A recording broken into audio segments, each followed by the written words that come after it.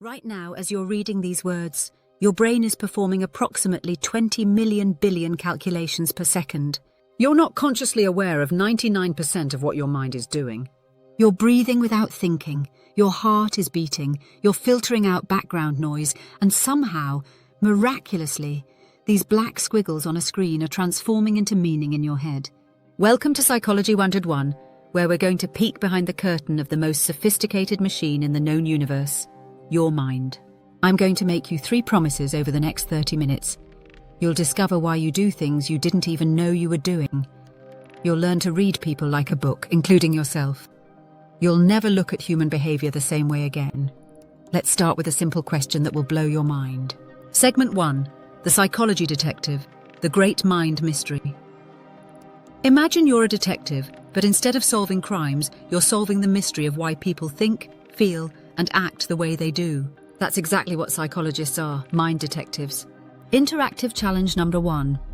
Think of someone you know who always seems happy. Got them in mind? Now, here's the twist.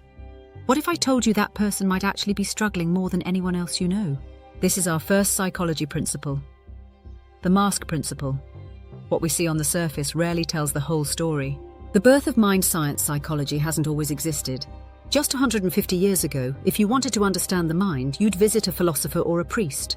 Then in 1879, a German professor named Wilhelm Wundt did something revolutionary.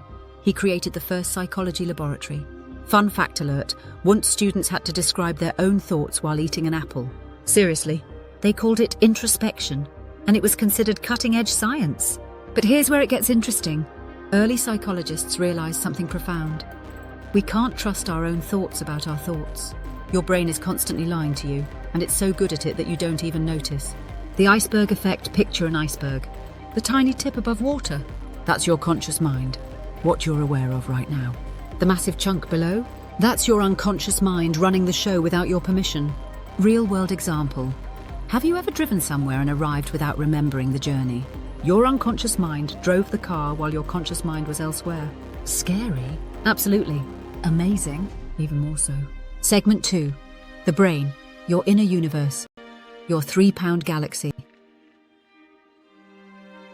Inside your skull sits 3 pounds of tissue that's more complex than the entire internet. Let's take a tour of your personal universe. The reptilian brain, survival central. This ancient part of your brain has one job: keep you alive. It's why you jump at sudden noises and why you crave sugar and fat. It's been keeping humans alive for millions of years, but it's also why you procrastinate. Your reptilian brain sees new challenges as potential threats. The emotional brain, the drama queen. Ever wonder why you can't think straight when you're angry? Your emotional brain, the limbic system, can hijack your entire system in milliseconds. It's like having a dramatic teenager living in your head who makes decisions based on feelings, not facts. The rational brain, the CEO. Your prefrontal cortex is the newest addition to the human brain. It's your CEO trying to make logical decisions while the reptilian brain screams about danger and the emotional brain throws tantrums. The great brain battle. Interactive moment. Right now, I want you to not think about a pink elephant wearing sunglasses. Don't picture it dancing. Don't imagine it at a beach party. What happened? You thought about it, didn't you? This demonstrates that your conscious mind, the CEO, isn't actually in charge. Your brain processes the concept before your conscious mind can stop it. The marshmallow revolution. In the 1960s, researchers gave 4-year-olds a choice: eat 1 marshmallow now, or wait 15 minutes and get 2 marshmallows. They followed these kids for decades. The children who waited? They had better grades, healthier relationships, and higher incomes 40 years later. This wasn't really about marshmallows. It was about the battle between your emotional brain, wants it now, and your rational brain, thinks about the future. Segment 3. The personality puzzle. Cracking the code of you. What makes you, you? Psychologists have been obsessed with this question for over a century, and the answers are fascinating. The Big 5. Your personality recipe. Think of personality like a recipe. Everyone has the same 5 ingredients, but in different amounts. 1. Openness, the explorer. High. You love new experiences, art, and deep conversations. Low. You prefer routine, tradition, and practical matters. 2. Conscientiousness, the organizer. High. You're disciplined, goal-oriented, and your desk is probably clean. Low. You're spontaneous, flexible, and your room might look like a tornado hit it. 3. Extroversion, the social battery. High. People energize you. You think out loud.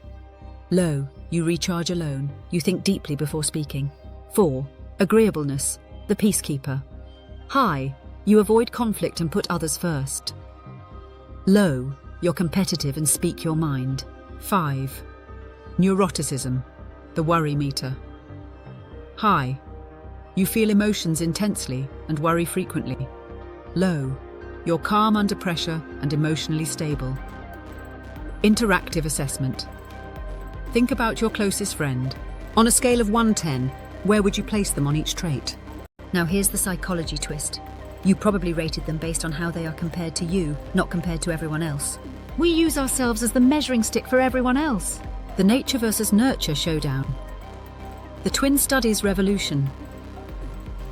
Identical twins separated at birth and raised apart are psychology's natural experiment. The results? Mind-blowing.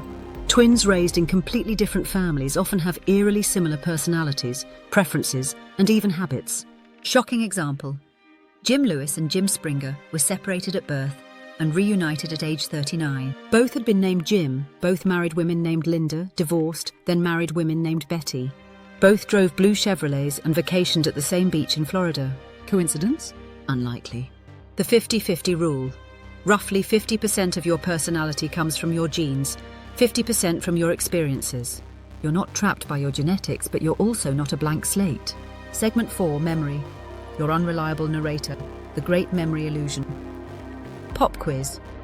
What did you have for lunch exactly 1 week ago today? Can't remember. Don't worry, that's normal. But here's what's not normal. You probably think you have a pretty good memory. Your memory isn't like a video recorder. It's like a Wikipedia page that anyone can edit, including you, and you're doing it constantly without realizing it. The 3 memory systems. Sensory memory, the bouncer. Every second, your senses collect millions of pieces of information. Sensory memory holds this information for about half a second, then tosses 99% of it. It's like having a bouncer at a club who's extremely picky about who gets in. Short-term memory, the waiting room. Information that makes it past the bouncer sits in short-term memory for about 20 seconds. Here's the kicker. You can only hold about 7 pieces of information at once. This is why phone numbers are 7 digits, and why remembering long grocery lists is impossible. Long-term memory, the infinite library. This is where things get weird. Your long-term memory has unlimited capacity, but it's organized like a library run by someone who's never heard of the Dewey Decimal System. Memory crimes and misdemeanors, the false memory epidemic. Psychologist Elizabeth Loftus conducted a disturbing experiment. She convinced people they were lost in a mall as children, even though it never happened. Within weeks, participants had detailed emotional memories of this fictional event. Real-world impact. Eyewitness testimony, once considered the gold standard of evidence, is now known to be shockingly unreliable. Your memory is constantly being rewritten based on new information, emotions, and suggestions. Interactive challenge number 2. Remember that happy person from the beginning? Try to recall exactly what you were thinking about them. Notice how your memory of your earlier thoughts might be influenced by everything you've learned since then. That's your memory being edited in real time. The Mandela effect. Do you remember the Berenstain Bears? Many people swear it was the Berenstain Bears. This shared false memory phenomenon shows that even collective memory can be wrong. Your brain is constantly filling in gaps with reasonable information, whether it's accurate or not. Segment 5. The social psychology theatre. 8 minutes. Humans, the ultimate social experiment. Take the most intelligent person you know and put them in a group of people saying the sky is green. Within hours, there's a good chance they'll start questioning what they know about the colour of the sky. Welcome to social psychology, where logic goes to die. The conformity conspiracy. Solomon Ash's line experiment. In the 1950s, Ash showed people a simple task: match the length of lines. Easy, right? But when surrounded by actors who gave obviously wrong answers, 75% of participants gave the wrong answer at least once, even when they could clearly see the correct answer. Modern translation. This is why you might suddenly like a song everyone else likes, even though you hated it the first time you heard it. Your brain would rather be wrong with the group than right by itself. The authority trap. The Milgram shock experiments. Stanley Milgram wanted to understand how ordinary people could commit terrible acts. He had participants shock actors who were actually safe when they got questions wrong. A man in a lab coat, an authority figure, kept saying, "Please continue." The terrifying result: 65% of participants delivered what they believed were dangerous shocks to innocent people simply because an authority figure told them to. Daily life application. This is why you might buy something you don't need because a salesperson in a nice suit recommended it, or why you might agree with a boss's bad idea even when you know it's wrong. The bystander effect, the 𝐾𝐨𝐧'𝐭 phenomenon. In 1964, 𝐾𝐨𝐧'𝐭 was attacked in Queens, New York. Reports claimed 38 people witnessed the attack but didn't help. While the details were later disputed, research confirmed a chilling principle. The more people who witness an emergency, the less likely any individual is to help. The psychology: your brain assumes someone else will take action. Everyone thinks the same thing. Result? Nobody acts. Life hack. If you ever need help in a crowd, point to a specific person and say, "You in the red shirt, please call 911. Suddenly they can't diffuse responsibility. The halo effect. The beautiful truth. Attractive people are assumed to be more intelligent, kind, and competent, even when there's no evidence for this. This halo effect influences everything from job interviews to court sentences. Interactive realization. Think about your favorite celebrities. Now consider, do you actually know anything about their character, or do you just know their public image? The halo effect is constantly shaping your judgments without your awareness. Segment 6. Emotions. Your internal weather system, the emotional roller coaster. Emotions aren't random. They're sophisticated information systems that evolved over millions of years. Every emotion is trying to tell you something important, even the ones you wish you didn't have. The 6 universal emotions. Paul Ekman discovered that 6 emotions are expressed the same way across all human cultures. 1. Happiness. Your reward system saying, "More of this, please." 2. Sadness. Your system saying, "Something important has been lost." 3. Anger. Your system saying, "A boundary has been crossed." Fear. Your alarm system saying, "Potential danger detected." 5. Surprise. Your system saying, "Update your expectations now." 6. Disgust. Your system saying, "This could contaminate or harm you." The emotion myths. Myth number 1. Emotions are irrational. Reality. Emotions are incredibly rational. They're just optimized for survival, not modern life. Your anxiety about public speaking uses the same system that kept your ancestors alive when facing predators. Myth number 2. You should control your emotions. Reality. You can't control emotions, but you can influence them. Trying to suppress emotions is like trying to hold a beach ball underwater. It takes enormous energy and eventually explodes. Myth number 3. Some emotions are bad. Reality. All emotions serve a purpose. Even depression can signal that something important in your life needs attention. The emotional contagion. Interactive demonstration. Think about the last time you were around someone who was really excited about something. Did you feel yourself getting a bit excited too? That's emotional contagion. Emotions are literally contagious. Mirror neurons. Your brain has special cells that fire both when you perform an action and when you watch someone else perform the same action. You're constantly mimicking the emotions of people around you without realizing it. Life application. This is why toxic people drain your energy and why being around positive people lifts your mood. Choose your emotional environment carefully. You're absorbing it whether you want to or not. The Mood Regulation Toolkit, the 90-second rule. Neuroscientist Jill Bolte-Taylor discovered that emotions naturally last about 90 seconds. Anything longer than that, you're actively choosing to refuel the emotion with your thoughts. The labeling effect. Simply naming your emotions reduces their intensity. Your brain literally calms down when you say, "I'm feeling anxious," instead of just experiencing the physical sensations. Your journey into the human mind begins here. Why do you procrastinate even when you know you shouldn't? What makes you fall in love with one person but not another? How does your childhood shape who you become as an adult? And why do some people thrive under pressure while others crumble? Welcome to Psychology 102, where we don't just study the mind, we unlock the mysteries of human behavior, including your own. We are thrilled to be your guide on this incredible journey through contemporary psychology. Whether you're here because it's a required course, you're curious about human behavior, or you're considering psychology as a career path, you're in for something special. Here's what I promise you. By the end of this course, you'll never look at yourself or the people around you the same way again. You have the tools to understand why people do what they do, and more importantly, you'll develop skills that will serve you in every aspect of your life. What makes psychology fascinating? Psychology isn't just textbooks and theories, it's everywhere. When you're scrolling through social media and wondering why that post got under your skin, that's social psychology in action. When you're trying to motivate yourself to exercise or study, you're dealing with motivational psychology. When you notice your mood changes with the seasons, you're experiencing what health psychologists study every day. The human mind is the most complex system we know of in the universe. We have 86 billion neurons firing in patterns that create your thoughts, emotions, memories, and personality. And here's the amazing part. Psychology has figured out how to study this scientifically. Over the next several weeks, we'll explore 8 fascinating modules, from the foundations of psychological research to the latest discoveries in social psychology. You'll not just learn about these topics, you'll experience them, apply them, and see how they transform your understanding of what it means to be human. So are you ready to unlock the mysteries of the human mind? Your journey into Psychology 102 starts now. Module 1, Foundations and AMP, Research Methods, the Science Behind Understanding Ourselves. Lesson 1.1. What makes psychology a science? Picture this. You're at a coffee shop, and you notice that people sitting alone tend to choose tables near the window, while people in groups gravitate toward the centre of the room. Is this just a random observation, or is there something deeper going on about human behaviour and space?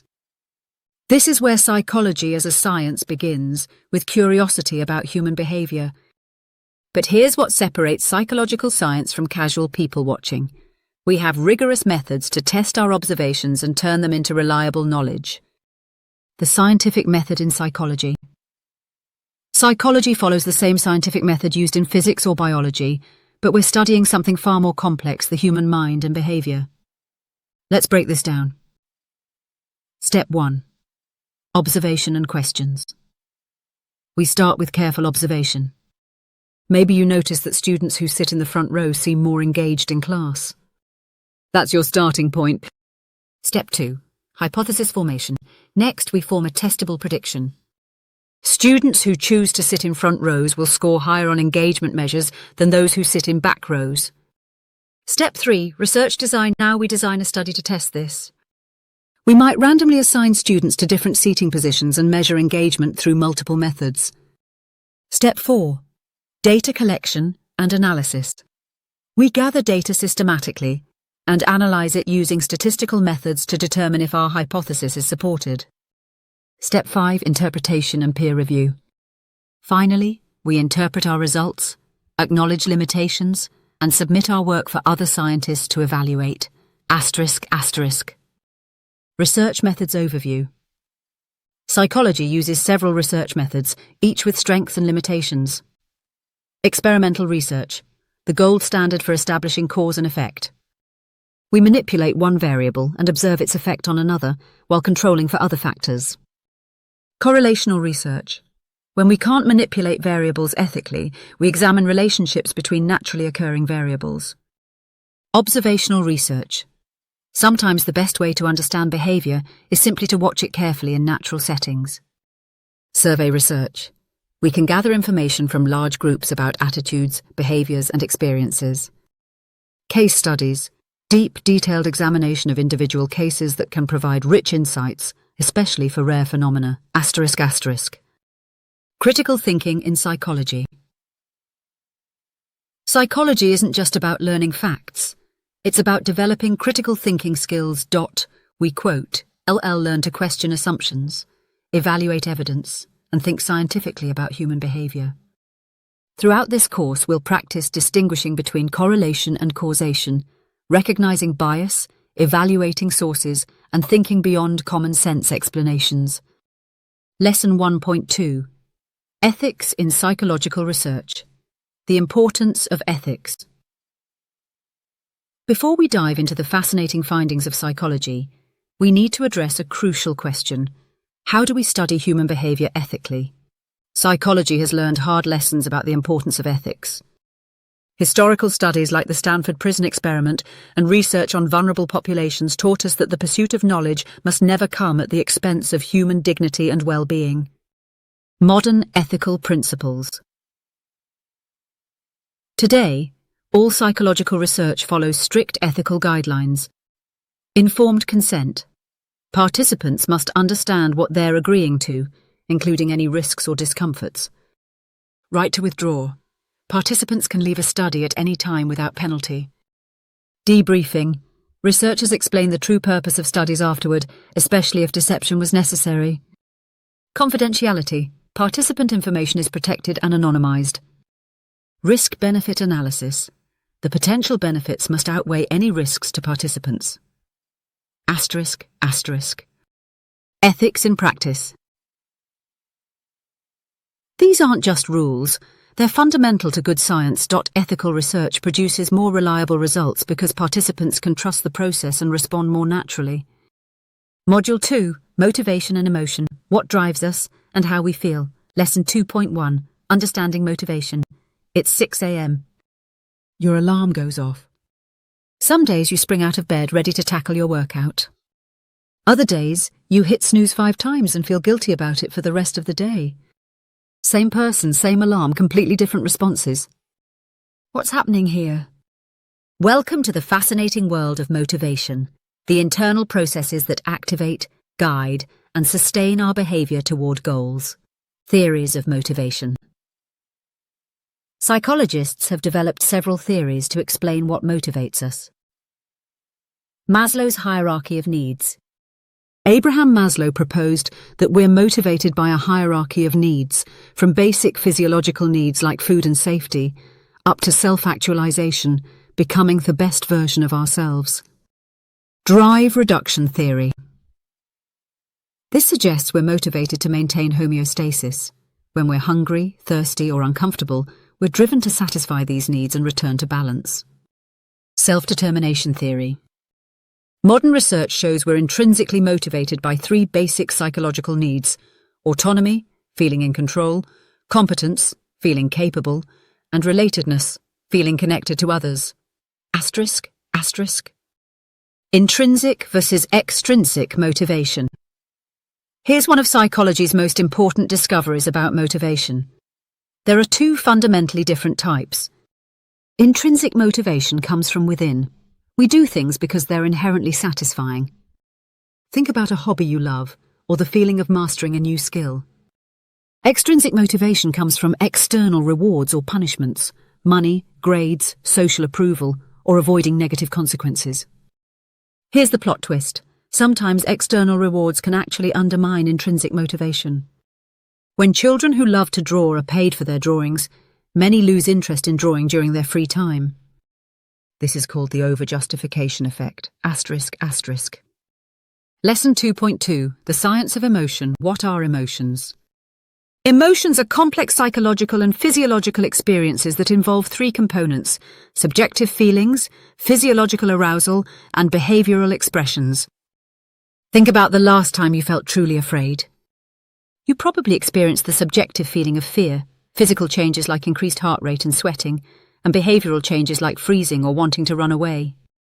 Major theories of emotion. How do emotions work? Psychologists have debated this for over a century. James Lange theory. We feel emotion because of bodily changes.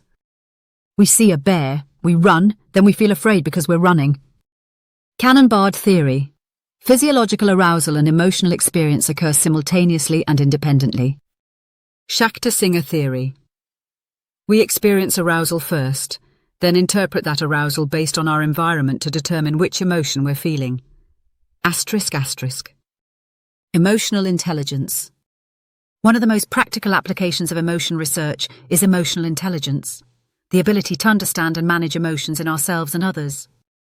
The 4 components are: self-awareness, recognizing your emotions as they occur; self-regulation, managing your emotional responses effectively; empathy, understanding others' emotions; social skills, using emotional information to guide interactions. Research shows Emotional intelligence predicts success in relationships, leadership, and overall life satisfaction, sometimes better than traditional intelligence measures. Asterisk, asterisk.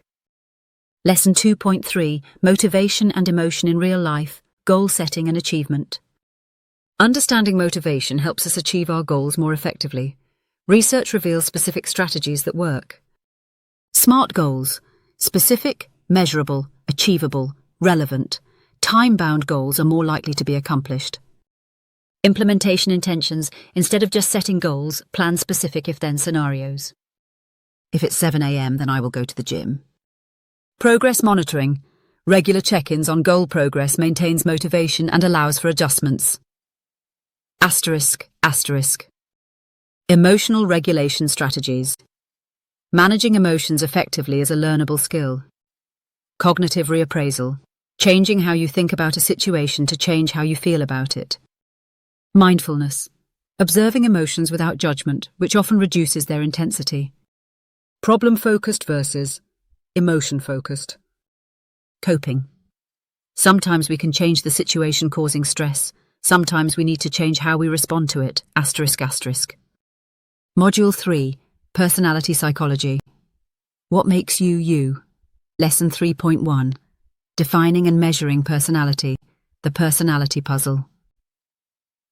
You probably know someone who's always optimistic, regardless of circumstances. Someone else who's naturally organised in every aspect of their life. Another person who's genuinely interested in everyone they meet. These consistent patterns of thinking, feeling and behaving are what we call personality. But here's the intriguing question. Is personality fixed, or can it change? And how do we measure something as complex as human personality scientifically? Trait theories of personality. The most widely accepted approach to personality today is trait theory, which suggests personality consists of stable characteristics that influence behaviour across situations. The Big Five model identifies 5 major dimensions. Openness to experience: how curious, creative and open to new ideas you are. High scorers love art, ideas and variety. Low scorers prefer routine and conventional approaches. Conscientiousness: how organised, disciplined and goal-directed you are. This is the best predictor of academic and job performance. Extroversion: how outgoing, energetic and social you are. But it's not just about being talkative, it's about how you respond to stimulation and social situations. Agreeableness: how cooperative, trusting and empathetic you are. High scorers are team players. Low scorers are more competitive and sceptical. Neuroticism: how emotionally stable you are. High scorers experience more stress, anxiety and emotional ups and downs. Asterisk, asterisk. Personality assessment. How do psychologists measure personality? Self-report inventories, like the NEOPIR, where people rate themselves on various characteristics. Observational methods. Trained observers rate personality based on behaviour in standardised situations. Projective tests, like the Rorschach inkblot test, though these are controversial and less reliable. Behavioural indicators. Looking at actual behaviour. How someone organises their living space, their music preferences, even their social media activity, can reveal personality traits. Asterisk, asterisk. Lesson 3.2, Personality Development and Stability, Nature versus Nurture in Personality. One of psychology's most important questions: is personality inherited or learned? Twin studies reveal fascinating insights. Identical twins raised apart show remarkable personality similarities. About 40–60% of personality traits appear to be heritable, but environment matters too. Shared experiences, culture, and individual life events all shape personality. Birth order effects, parenting styles, and cultural factors all contribute to personality development, but perhaps not as much as we once thought. Can personality change? For decades, psychologists believed personality was fixed by age 30. New research tells a different story. Personality is relatively stable, but not unchangeable. Most people become slightly more conscientious and agreeable as they age. Major life events can trigger personality changes. Therapy and intentional effort can modify personality traits. Cultural changes can shift average personality levels across generations. The key insight: personality has both stable and malleable aspects. Lesson 3.3: Personality in action, personality and relationships. Understanding personality dramatically improves relationships. Similarity versus complementarity. Do opposites attract? Research shows we're generally attracted to people similar to us, but some differences can be complementary. The importance of conscientiousness and agreeableness for relationship satisfaction. How understanding your partner's personality can prevent conflicts and improve communication. Personality and career success. Certain personality traits predict success in different careers. Conscientiousness predicts success across almost all jobs. Extroversion is crucial for sales and leadership roles. Openness to experience predicts creativity and adaptability. Emotional stability, low neuroticism, is important for high-stress positions. But here's the key: there's no single best personality. Different traits are advantageous in different contexts. How we grow and change throughout life. Lesson 4.1: Childhood development, the developing brain. A human baby is born with about 100 billion neurons, nearly as many as an adult. But here's what's remarkable: the real magic happens in how these neurons connect. During the first few years of life, the brain forms connections at an astonishing rate, about 1,000 new neural connections per second. Then comes pruning, where unused connections are eliminated. This process shapes who we become. Attachment theory. One of psychology's most important discoveries concerns our earliest relationships. John Bowlby and Mary Ainsworth discovered that the quality of early caregiver relationships creates lasting attachment styles. Secure attachment, about 60% of people, had consistent responsive caregivers. As adults, they're comfortable with intimacy and independence. Anxious attachment, about 20%, had inconsistent caregiving. As adults, they crave closeness but worry about abandonment. Avoidant attachment, about 15%, had distant or rejecting caregivers. As adults, they value independence but struggle with intimacy. Disorganized attachment, about 5%, had frightening or chaotic early experiences. Shows inconsistent relationship patterns. The amazing part? These patterns often persist into adult romantic relationships. Cognitive development. Jean Piaget revolutionized our understanding of how children think. Sensory motor stage, 0-2 years, learning through senses and motor actions. Develops object permanence, understanding that things exist even when we can't see them. Pre-operational stage, 2-7 years. Language development, but thinking is intuitive rather than logical. Shows egocentrism, difficulty seeing other perspectives. Concrete operational stage, 7-11 years. Logical thinking about concrete objects. Understands conservation, that quantity doesn't change when appearance changes. Formal operational stage, 11+ years. Abstract thinking, hypothetical reasoning, and systematic problem solving. Asterisk, asterisk. Lesson 4.2: Adolescence and Emerging Adulthood, the Adolescent Brain. Why do teenagers make seemingly irrational decisions? The answer lies in brain development. The adolescent brain is still under construction. The emotional centers, like the amygdala, mature before the prefrontal cortex. This creates a gap between emotional intensity and rational decision-making. Risk-taking behaviors aren't just rebellion, they're partially neurobiological. Understanding this helps us support adolescents rather than just criticize them. Identity development. Adolescence is prime time for identity formation. Erik Erikson identified this as the central task of teenage years. James Marcia expanded this into 4 identity statuses. Identity achievement, explored options and made commitments. Moratorium, actively exploring, but haven't made commitments yet. Foreclosure, made commitments without exploring alternatives. Diffusion, neither exploring nor committing. Modern research shows identity development continues well into the 20s and even beyond. Emerging adulthood. Jeffrey Arnett identified a new developmental stage, emerging adulthood, roughly ages 18 to 25.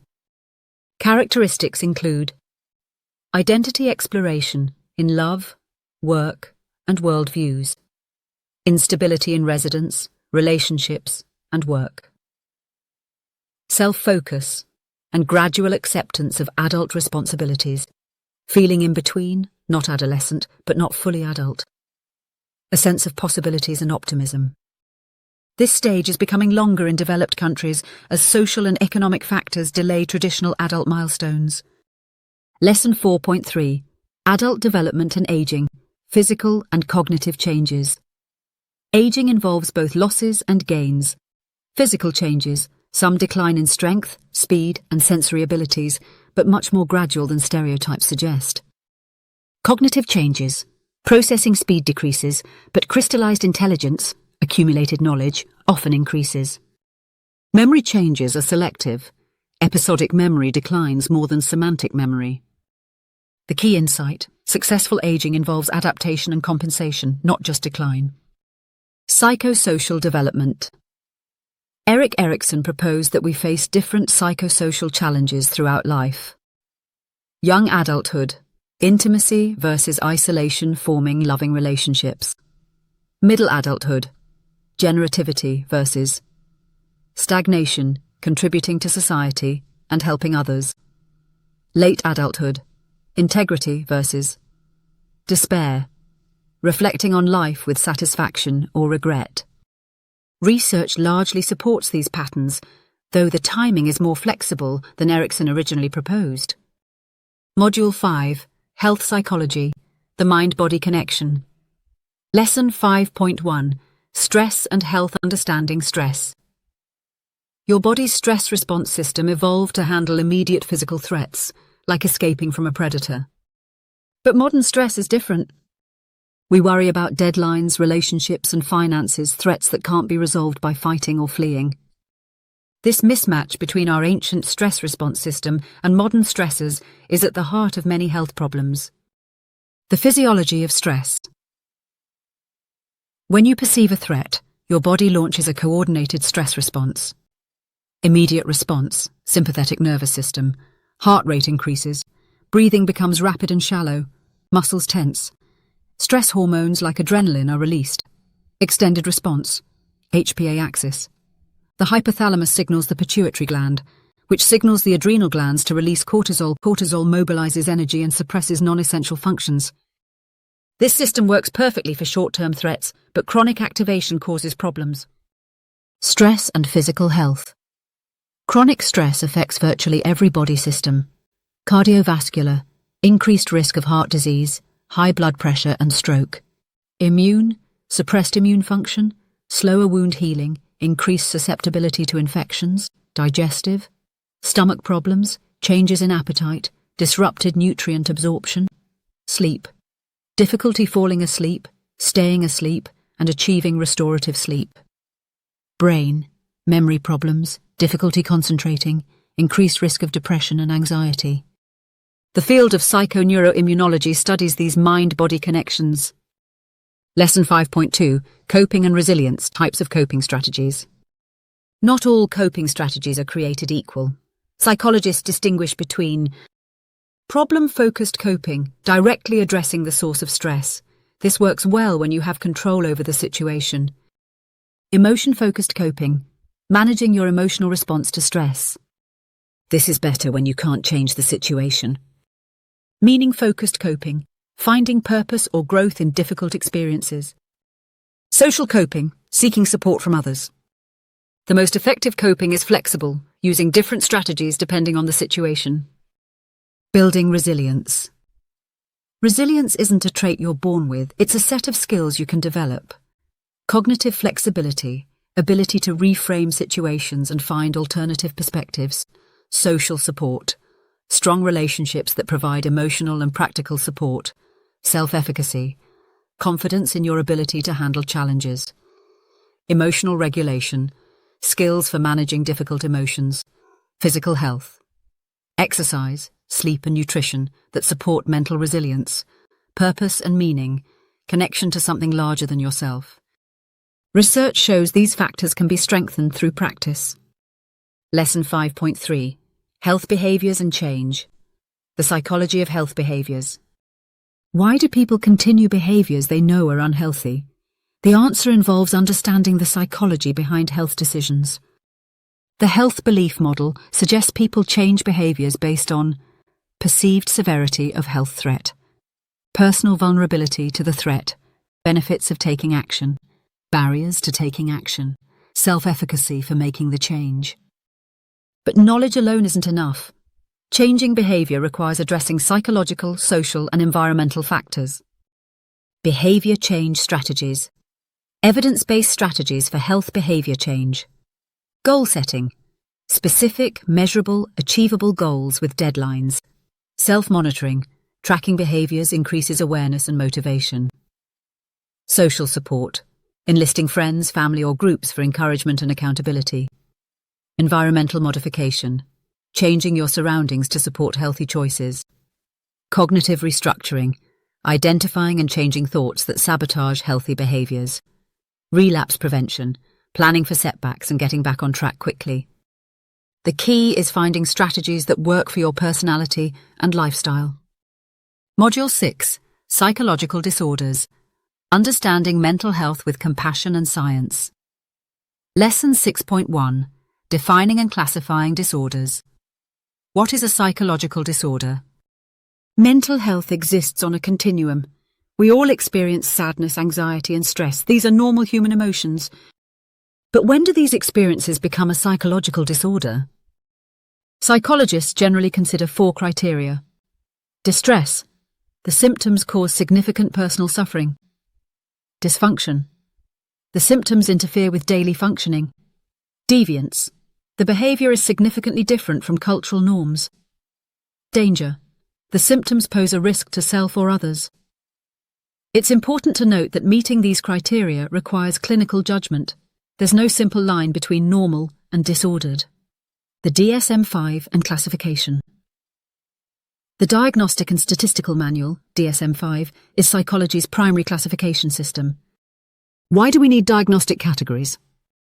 Facilitates communication between professionals, guides treatment decisions, enables research on specific conditions, helps with insurance coverage, but classification has limitations, risk of labeling and stigma, individual differences within categories, cultural biases in diagnostic criteria, comorbidity, multiple conditions occurring together. The goal is to use diagnosis as a tool for understanding and helping, not labeling people.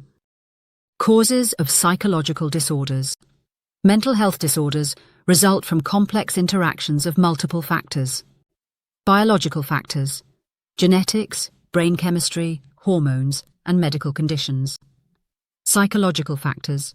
Personality, coping skills, cognitive patterns, and trauma history. Social factors. Relationships, cultural influences, socioeconomic status, and social support. This biopsychosocial model explains why. Disorders run in families but aren't purely genetic. The same stressor affects people differently. Effective treatment often addresses multiple factors. Prevention requires comprehensive approaches. Lesson 6.2. Anxiety and Mood Disorders. Anxiety disorders. Anxiety is a normal emotion that becomes problematic when it's excessive, persistent, and interferes with daily life. Major anxiety disorders include generalized anxiety disorder, chronic excessive worry about multiple areas of life, panic disorder, recurrent panic attacks with fear of having more attacks, social anxiety disorder, intense fear of social situations and judgment by others, specific phobias, irrational fears of specific objects or situations, obsessive-compulsive disorder, unwanted thoughts, obsessions, and repetitive behaviors, compulsions. These disorders are among the most common mental health conditions, affecting about 18% of adults annually. Mood disorders. Mood disorders involve significant disturbances in emotional state. Major depressive disorder, persistent sadness, hopelessness, and loss of interest, changes in sleep, appetite, energy, and concentration. Affects about 8% of adults annually. Bipolar disorder, alternating episodes of depression and mania-hypomania. Manic episodes involve elevated mood, increased energy, and impaired judgment, less common but often more severe. These disorders result from interactions of genetics, brain chemistry, life stress, and cognitive patterns. Effective treatments include therapy, medication, and lifestyle changes. Lesson 6.3: Treatment and Recovery. Therapeutic approaches. Mental health treatment has evolved dramatically, with evidence-based approaches showing remarkable effectiveness. Cognitive behavioral therapy, CBT, focuses on changing negative thought patterns and behaviors. Highly effective for anxiety and depression. Humanistic therapies emphasize personal growth, self-acceptance, and the therapeutic relationship. Psychodynamic therapy explores unconscious conflicts and early life experiences. Group therapy provides support, reduces isolation, and allows practice of social skills. Family couples therapy addresses relationship dynamics and communication patterns. Medication can be highly effective, especially when combined with therapy. Includes antidepressants, anti-anxiety medications, and mood stabilizers. ***. The recovery model. Modern mental health embraces the recovery model, the idea that people with mental health conditions can live full, meaningful lives. Key principles of recovery: hope and optimism for the future, personal responsibility and choice in treatment. Holistic approach, addressing all life domains, strength-based, rather than deficit-focused peer support and lived experience. Recovery doesn't necessarily mean cure. It means learning to manage symptoms while pursuing personal goals and maintaining quality of life. This model reduces stigma and empowers individuals to be active participants in their mental health journey. How others shape who we are. Lesson 7.1: Social influence, the power of social situations. How much do other people influence your behavior? Probably more than you think. Solomon Ash's famous conformity experiments showed that people will go against their own perceptions to fit in with a group. When asked to identify which line was longest, participants often gave obviously wrong answers just because everyone else in the room did. This isn't about weakness, it's about fundamental human psychology. We're social creatures who depend on groups for survival, so we're wired to pay attention to social cues. Conformity and obedience. Social influence takes many forms. Conformity, changing behavior to match group norms. This can be informational, assuming others know better; normative, wanting to be accepted; compliance, going along with requests, enhanced by techniques like foot in the door, small request followed by larger one, door in the face; large request followed by smaller one. Reciprocity, feeling obligated to return favors; obedience, following orders from authority figures. Stanley Milgram's experiments revealed how ordinary people can commit harmful acts when instructed by authorities.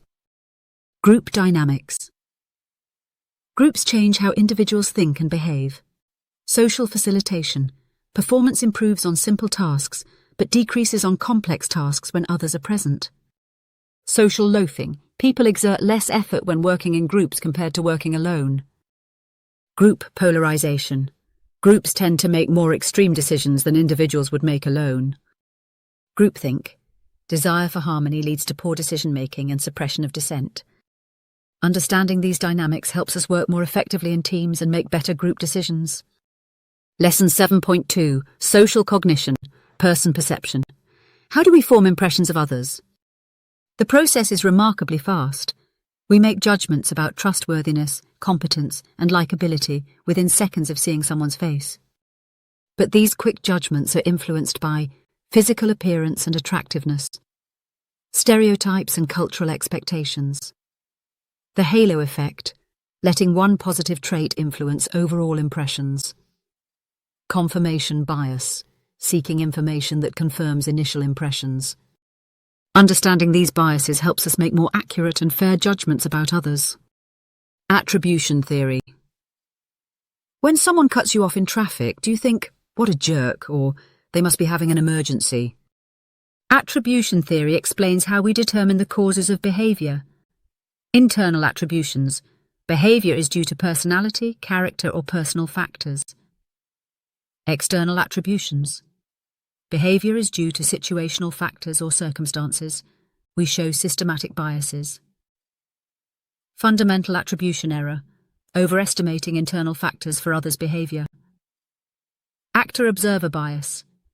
Using external attributions for our own behavior, but internal for others. Self-serving bias. Attributing our successes to internal factors, but failures to external factors. These biases can lead to misunderstandings and unfair judgments. Lesson 7.3. Prejudice, stereotypes, and discrimination. Understanding prejudice.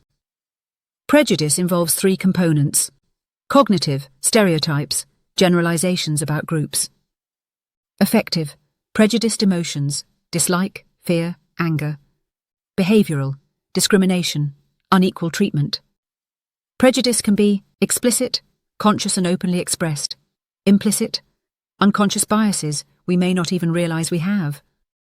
Research shows most people harbor some implicit biases, even those who consciously reject prejudice. Sources of prejudice. Where does prejudice come from? Social identity theory. We favor our in-groups and disfavor out-groups to maintain positive self-esteem. Realistic conflict theory. Competition for limited resources breeds prejudice. Social learning. We learn prejudices through observation and reinforcement. Cognitive sources. Mental shortcuts, heuristics that lead to oversimplified generalizations. Understanding these sources is the first step in reducing prejudice. Reducing prejudice. Research identifies effective strategies for reducing prejudice. Contact hypothesis. Under proper conditions, increased contact between groups reduces prejudice. Conditions include equal status between groups, common goals, intergroup cooperation, institutional support, perspective taking. Imagining others' experiences builds empathy and reduces bias. Counter-stereotypic examples. Exposure to individuals who contradict stereotypes. Education about bias. Learning about implicit bias can help people monitor and correct their judgments. Module 8. Applications and AMP. Future directions. Psychology in action and where we're headed. Lesson 8.1. Applied psychology fields. Psychology in the workplace. Psychology principles improve virtually every aspect of work life. Industrial psychology focuses on employee selection, training, and performance evaluation. Uses psychological tests and assessments to match people with jobs. Organizational psychology studies workplace culture, leadership, motivation, and team dynamics. Helps organizations improve productivity and employee satisfaction. Human factors psychology designs technology and environments to match human capabilities and limitations. From smartphone interfaces to airplane cockpits, human factors psychologists make technology more user-friendly and safe. Educational psychology. Educational psychology applies psychological principles to learning and teaching. Learning theories guide instructional design. Understanding how memory works helps create more effective study strategies and curriculum design. Motivation research improves student engagement. Techniques like goal setting, feedback, and autonomy support enhance academic performance. Developmental psychology informs age-appropriate teaching methods. Understanding cognitive development helps match teaching strategies to students' developmental levels. Clinical and counseling applications. Applied clinical psychology encompasses evidence-based treatments, therapies rigorously tested for effectiveness, like CBT for depression and exposure therapy for phobias. Prevention programs, interventions designed to prevent mental health problems before they occur. Community mental health, providing accessible mental health services and reducing barriers to care. Integration with medicine. Psychologists work in hospitals, primary care settings and medical teams to address the psychological aspects of physical health. Lesson 8.2. Current research and emerging areas. Neuroscience and psychology. The integration of neuroscience and psychology is revolutionizing our understanding. Brain imaging technologies like fMRI allow us to see brain activity in real time, revealing how mental processes work at the neural level. Neuroplasticity research shows the brain's remarkable ability to reorganize itself throughout life, opening new possibilities for rehabilitation and treatment. Psychopharmacology advances are leading to more targeted medications with fewer side effects. Positive psychology. Positive psychology, pioneered by Martin Seligman, studies what makes life worth living. Research on happiness and well-being, identifying factors that contribute to life satisfaction and flourishing. Character strengths and virtues, understanding and developing positive human qualities.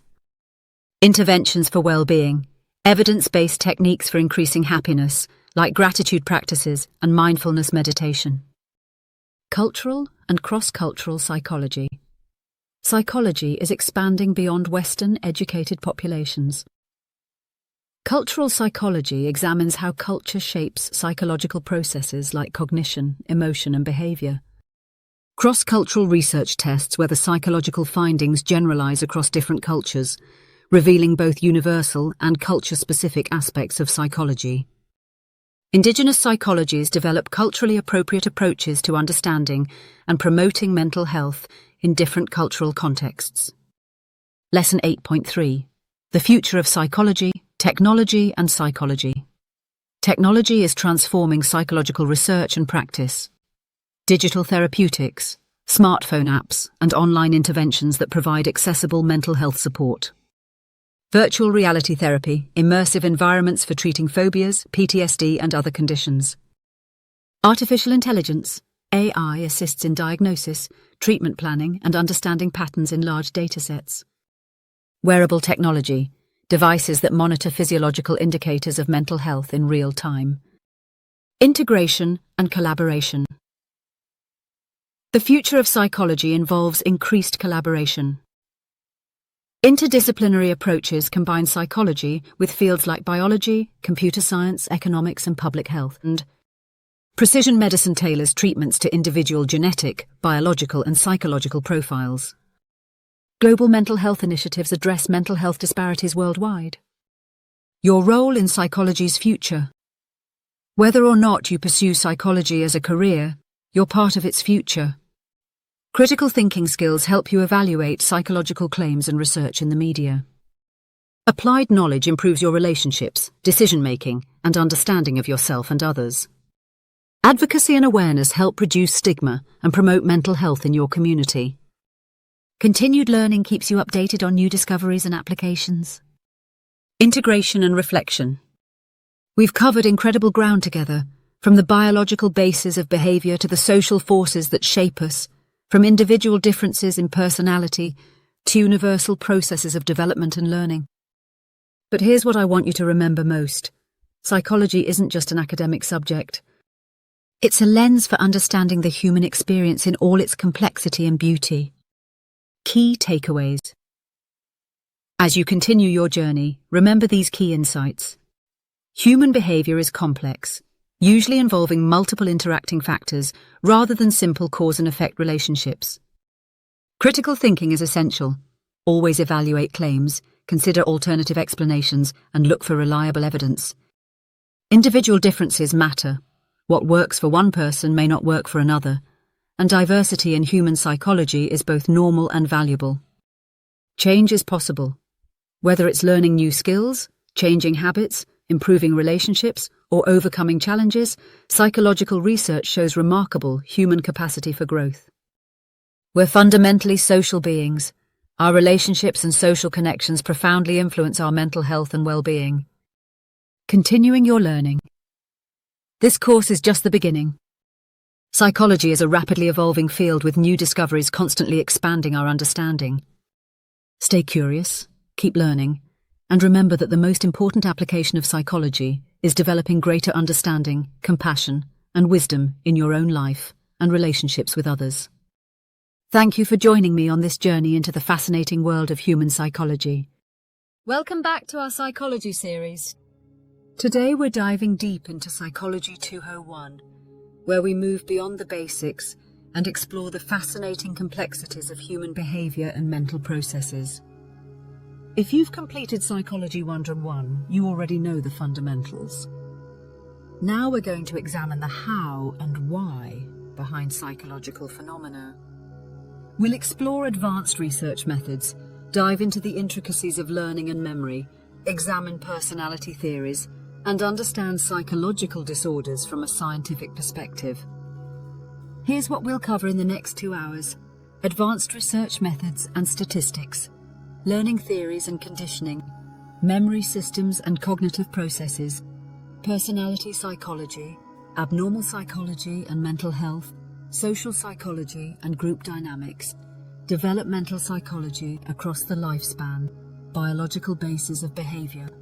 Comment below and let us know what interests you about psychology and human mind. Make sure to subscribe and hit that notification bell. We're building a complete psychology curriculum here, and you won't want to miss future episodes. Don't forget to click the link in the description below for interactive course visuals. Chapter 1: Advanced Research Methods. Understanding Psychological Research.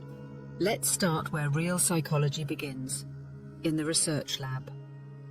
While Psychology 101 introduced you to the scientific method, Psychology 201 is about understanding how psychological research actually works in practice.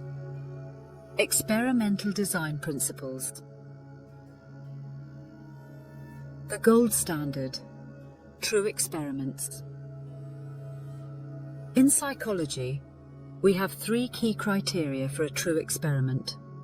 Manipulation of variables. We change something deliberately. Random assignment. Participants are randomly placed in groups, control of extraneous variables. We minimize outside influences. Think about Bandura's Bobo doll experiment.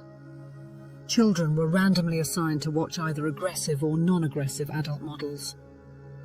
The researchers manipulated what the children saw, controlled the environment, and measured the outcome: aggressive behavior.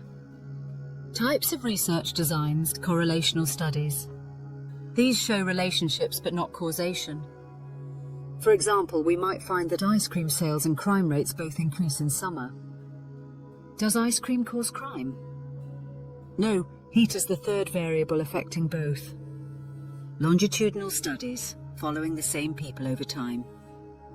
The famous Grant study has followed Harvard students since 1938, giving us insights into what makes people happy and healthy across their entire lives. Cross-sectional studies, comparing different groups at one point in time. Less expensive than longitudinal studies, but we can't determine if differences are due to age, generation, or other factors. Statistical concepts. You need to know statistical significance, p-values. When we say p and LT, 0.05, we're saying there's less than a 5% chance these results happen by coincidence. But remember, statistical significance doesn't always mean practical significance. Effect size. This tells us how big the difference actually is. A study might find that meditation significantly reduces anxiety, but if the effect size is small, the practical benefit might be minimal. Correlation versus causation. This is crucial. Just because 2 things happen together doesn't mean one causes the other. Always ask, could there be a third variable? Could the causation run the other way? Ethical considerations in modern research. Every psychological study today must pass through an institutional review board, IRB. They ensure informed consent is truly informed, risks are minimized and justified, vulnerable populations are protected, deception is only used when necessary, and participants are debriefed. Studies like Milgram's obedience experiments and the Stanford prison experiment taught us valuable lessons, but would never be approved today due to ethical concerns. Chapter 2: Learning Theories and Conditioning. Classical conditioning, beyond the basics. Everyone knows Pavlov's dogs, but let's explore what this really means for human behavior. Classical conditioning explains everything from phobias to advertising effectiveness. Key terms: refresher, unconditioned stimulus, UCS, naturally triggers a response, food, unconditioned response, UCR, natural response, salivation, conditioned stimulus, CS, learned trigger, bell, conditioned response, CR, learned response, salivation to bell. Advanced classical conditioning principles, timing matters. The CS must come before the UCS for learning to occur. If you ring the bell after giving food, no conditioning happens. This tells us something fundamental about how our brains predict future events. Real-world applications. A child gets sick after eating strawberry ice cream. Months later, just the smell of strawberries makes them nauseous. The ice cream, CS, became associated with illness, UCS, creating a conditioned aversion. Higher order conditioning. Once the bell makes dogs salivate, you compare a light with the bell. Eventually, the light alone will cause salivation. This is how complex fears develop. One bad experience with dogs might generalize to all animals. Operant conditioning, shaping behavior B-F. Skinner's revolution. While classical conditioning is about reflexive responses, operant conditioning is about voluntary behavior. We learn from consequences. The 4 types of consequences. Positive reinforcement, adding something good, praise for good grades. Negative reinforcement, removing something bad, buckling seatbelt stops the car's beeping. Positive punishment, adding something bad, getting a speeding ticket. Negative punishment, removing something good, losing phone privileges. Schedules of reinforcement. Fixed ratio, reward after a set number of responses, every 5th purchase gets a discount. Creates high response rates, but people stop when they reach the goal. Variable ratio, reward after an unpredictable number of responses, slot machines. This creates the highest, most persistent response rates. It's why gambling is so addictive. Fixed interval, reward after a set time period, weekly paychecks. Response rates increase as the time approaches. Variable interval, reward after unpredictable time periods, checking social media for likes. Creates steady, consistent behavior. Social learning theory. Albert Bandura's insight. We don't just learn from direct experience, we learn by watching others. This social learning involves 4 key processes. Attention. We must notice the behavior. Retention. We must remember what we observed. Reproduction. We must be able to perform the behavior. Motivation. We must want to perform the behavior. Modern applications. Social media influencers leverage social learning. We see them using products, having experiences, and we model their behavior. The parasocial relationships we form make this modeling even more powerful. Chapter 3. Memory systems and cognitive processes. The architecture of memory isn't a single system. It's multiple systems working together. Understanding these systems helps explain why you can remember your childhood phone number, but forget where you put your keys 5 minutes ago. The 3-store model sensory memory. Everything that hits your senses is briefly stored here. It lasts less than a second for vision, a few seconds for hearing. Most information disappears unless we pay attention to it. Short-term memory, also called working memory, can hold about 7 plus or minus 2 items for 15 to 30 seconds. But here's the key. We can manipulate this information, not just store it. Working memory components. Central executive, the boss that directs attention. Phonological loop, handles verbal and auditory information. Visuospatial sketchpad, processes visual and spatial information. Episodic buffer, integrates information from different sources. Long-term memory, unlimited capacity and duration. But not all long-term memories are the same. Types of long-term memory: explicit, declarative. Memory: episodic memory, personal experiences, your last birthday. Semantic memory: facts and general knowledge. Paris is in France. Implicit, non-declarative. Memory: procedural memory, skills and habits, riding a bike. Priming: unconscious influence of previous exposure. Classical conditioning, learned associations. Memory processes: encoding, storage, retrieval. Encoding: how we get information into memory. Elaborative rehearsal, connecting new information to existing knowledge, is much more effective than rote repetition. The levels of processing theory: shallow processing, how words look, leads to poor memory. Deep processing, what words mean and how they relate to your life, leads to strong memories. Effective encoding strategies: spacing. Effect: distribute practice over time. Testing. Effect: quiz yourself instead of just rereading. Elaboration: connect new information to what you already know. Dual coding: use both verbal and visual information. Storage: once encoded, memories must be maintained. During sleep, our brains consolidate memories, transferring them from temporary to permanent storage. Retrieval: getting information out of memory. This is where many memory failures actually occur. The information is there, we just can't access it. Memory distortions and reconstructive nature. The reconstruction problem: every time we remember something, we slightly change it. Elizabeth Loftus showed that simply changing how fast were the cars going when they contacted to when they smashed, increased speed estimates and false memories of broken glass. Factors that distort memory. Source confusion: remembering information but forgetting where it came from.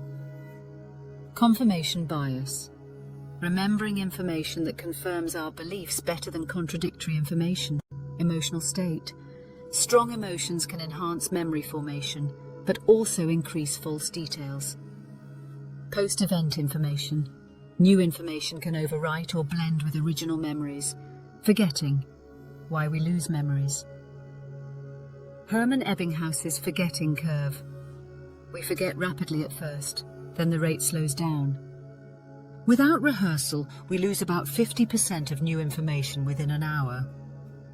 Types of forgetting: decay, memories fade over time.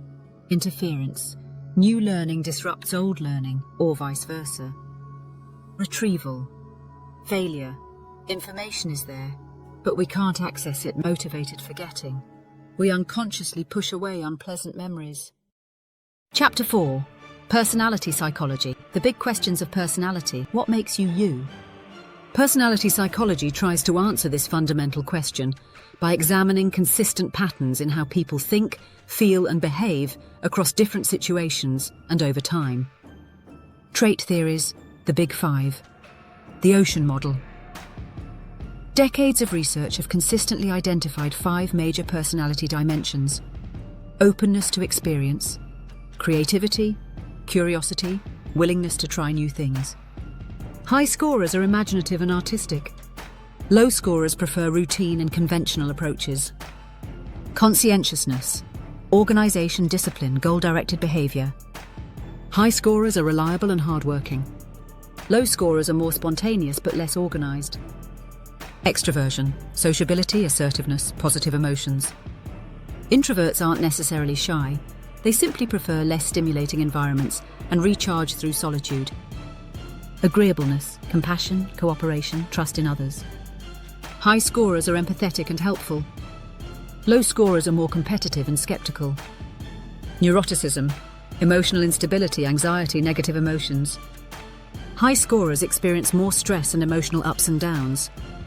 Low scorers are more emotionally stable. The heritability question. Twin studies suggest that about 50% of personality traits are inherited. But this doesn't mean personality is fixed. It means we have genetic predispositions that interact with our environment. Psychodynamic approaches, Freud's legacy. While many of Freud's specific ideas have been debunked, his core insight remains valuable. Much of our behavior is driven by unconscious processes. The personality structure. E, pleasure principle, immediate gratification. Ego, reality principle, mediates between id and superego. Superego, moral principle, internalized social standards. Defense mechanisms, unconscious strategies to cope with anxiety. Repression, pushing threatening thoughts out of consciousness. Projection, attributing your own feelings to others. Rationalization, creating logical explanations for emotional decisions. Sublimation, channeling unacceptable impulses into socially acceptable activities. Humanistic approaches. Carl Rogers and self-concept. Rogers believed we all have an innate drive towards self-actualization, becoming our best possible selves. Problems arise when there's incongruence between our real self and ideal self. Conditions for growth. Unconditional positive regard, acceptance without conditions, empathy, understanding others' perspectives. Genuineness, authenticity in relationships, social cognitive approaches. Albert Bandura's reciprocal determinism. Personality emerges from the interaction of personal factors, thoughts, feelings, biological processes, behavioral factors, actions and responses, environmental factors, social and physical situations. Self-efficacy. Our belief in our ability to succeed in specific situations. This is more predictive of success than actual ability in many cases. Personality assessment. Objective tests, like the NEO-PIR, measures Big Five, use standardized questions with limited response options. They're reliable and valid but may miss nuances. Projective tests, like the Rorschach ink blot test, assume that people project their unconscious thoughts onto ambiguous stimuli. They're controversial due to reliability and validity concerns. Assessment challenges. Response bias. People may answer how they want to be seen, not how they actually are. Cultural bias. Tests developed in one culture may not apply to others. Situational factors. Personality can vary across different contexts. Chapter 5. Abnormal psychology and mental health. Understanding mental disorders. Mental health affects everyone, either directly or through people we care about. Understanding psychological disorders helps reduce stigma and promotes effective treatment. Defining abnormality. The 4 Ds. Deviance, behavior that differs from social norms. Distress, psychological suffering. Dysfunction, impairment in daily functioning. Danger, risk to self or others. Cultural considerations. What's considered abnormal varies dramatically across cultures. Depression symptoms might be expressed as physical complaints in some cultures, emotional symptoms in others. The DSM-5, Diagnostic Manual, the Diagnostic and Statistical Manual used by mental health professionals worldwide.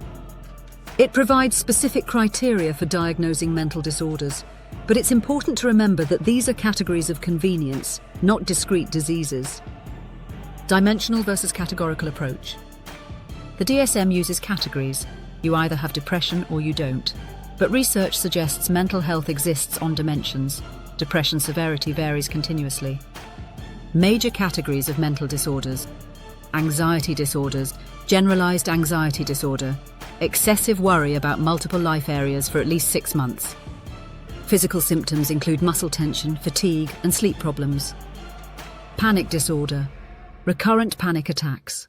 Sudden surges of intense fear with physical symptoms like racing heart, sweating, and feeling of impending doom. Specific phobias, intense fear of specific objects or situations that's disproportionate to actual danger. Social anxiety disorder, fear of social situations due to concern about being judged or embarrassed. Mood disorders. Major depressive disorder, at least 2 weeks of depressed mood or loss of interest, plus additional symptoms like sleep changes, appetite changes, fatigue, concentration problems or thoughts of death. Bipolar disorder, alternating periods of depression and mania, elevated mood, increased energy, decreased need for sleep, poor judgment. Schizophrenia spectrum disorders, positive symptoms, additions to normal experience, hallucinations, perceiving things that aren't there, usually auditory, delusions, fixed false beliefs, disorganized thinking, difficulty organizing thoughts logically, negative symptoms, reductions in normal experience, avolition, decreased motivation, alogia, reduced speech output, anhedonia, inability to experience pleasure, treatment approaches, psychotherapy approaches, cognitive behavioral therapy, CBT, focuses on changing dysfunctional thought patterns and behaviors, highly effective for anxiety and depression. Psychodynamic therapy explores unconscious conflicts and past experiences. Longer-term approach that aims for deeper personality change. Humanistic therapy emphasizes personal growth and self-acceptance. Creates supportive environment for clients to find their own solutions. Biological treatments, antidepressants, SSRIs, SNRIs work by affecting neurotransmitter systems. Take 4 to 6 weeks to show full effects. Antipsychotics block dopamine receptors, effective for positive symptoms of schizophrenia. Newer atypical antipsychotics have fewer side effects. Mood stabilizers, lithium and anticonvulsants help prevent mood episodes in bipolar disorder. The biopsychosocial model, integrated understanding. Mental disorders result from complex interactions between biological factors, genetics, brain chemistry, medical conditions. Psychological factors, thinking patterns, coping skills, personality. Social factors, relationships, cultural context, life stresses. This model explains why identical twins don't always share mental health conditions and why effective treatment often combines multiple approaches. Chapter 6. Social Psychology. The Power of Social Situations. We like to think we're independent thinkers, but social psychology reveals how profoundly other people influence our thoughts, feelings, and behaviors, often without our awareness. Social cognition. How we think about others, attribution theory. How we explain behavior, both our own and others. Fundamental attribution error. We attribute others' behavior to their personality, while attributing our own behavior to situational factors. If someone cuts you off in traffic, you think they're rude. If you cut someone off, it's because you're late for an important meeting. Actor-observer bias. When we're the actor, we're aware of situational pressures. When we're the observer, we focus on the person's traits. Stereotypes and prejudice. Stereotypes are cognitive shortcuts, generalizations about groups that help us process information quickly. But they can lead to prejudice and discrimination. Implicit bias, unconscious attitudes that affect our behavior. Even people who consciously reject prejudice may show implicit bias on measures like the implicit association test. Social influence. Conformity. Solomon Asch showed that people will give obviously wrong answers to simple questions when everyone else in the group gives the same wrong answer. About 75% of participants conformed at least once. Factors that increase conformity. Group unanimity. Even one dissenter dramatically reduces conformity. Group size, up to about 4 to 5 people. Public responses versus private. Ambiguous situations. Obedience to authority. Stanley Milgram found that 65% of participants would deliver what they believed were lethal electric shocks to an innocent person when ordered by an authority figure. Factors that increase obedience. Physical proximity to authority. Prestige of institution. Gradual escalation of requests. Buffers between person and victim group. Dynamics. Groupthink. When desire for harmony results in poor decision-making. Groups become closed-minded, suppress dissent, and fail to consider alternatives. Preventing groupthink. Encourage critical evaluation. Invite outside experts. Assign devil's advocate roles. Leader should remain impartial initially. Bystander. Effect. People are less likely to help in emergencies when others are present. This occurs due to diffusion of responsibility. Someone else will help. Pluralistic ignorance. No one else looks concerned, so it must not be serious. Evaluation. Apprehension. Fear of looking foolish. Attitudes and persuasion. Components of attitudes: cognitive, beliefs and knowledge; affective, emotions and feelings; behavioral, actions and intentions, routes to persuasion; central route, careful evaluation of arguments and evidence; results in stronger, more lasting attitude change, but requires motivation and ability to process information. Peripheral route, influenced by surface characteristics like speaker attractiveness or number of arguments. Easier, but results in weaker attitude change. Close relationships, Sternberg's triangular theory of love. Intimacy, emotional closeness and connectedness. Passion, physical and romantic attraction. Commitment, decision to maintain the relationship. Different combinations create different types of love. Romantic love, intimacy plus passion. Companionate love, intimacy plus commitment. Consummate love, all three. Factors in relationship. Success. Similarity. We re-attracted to people similar to us in attitudes, values and background. Proximity. Physical closeness increases liking, mere exposure effect. Reciprocity. We like people who like us back, physical attractiveness. Important initially, but becomes less important over time. Chapter 7. Developmental Psychology, Understanding Human Development. Development doesn't stop at age 18. We continue growing and changing throughout our entire lives. Developmental psychology examines these changes in physical, cognitive, and social-emotional domains. Cognitive development, Piaget's theory. Jean Piaget's 4 stages, sensory-motor stage, 0 to 2 years. Infants learn through senses and motor actions. Key achievement is object permanence, understanding that objects exist even when out of sight. Pre-operational stage, 2-7 years. Symbolic thinking develops, but thinking is egocentric and lacks logical operations. Children can't yet understand conservation. That quantity remains the same despite changes in appearance. Concrete operational stage, 7 to 11 years. Logical thinking about concrete objects develops.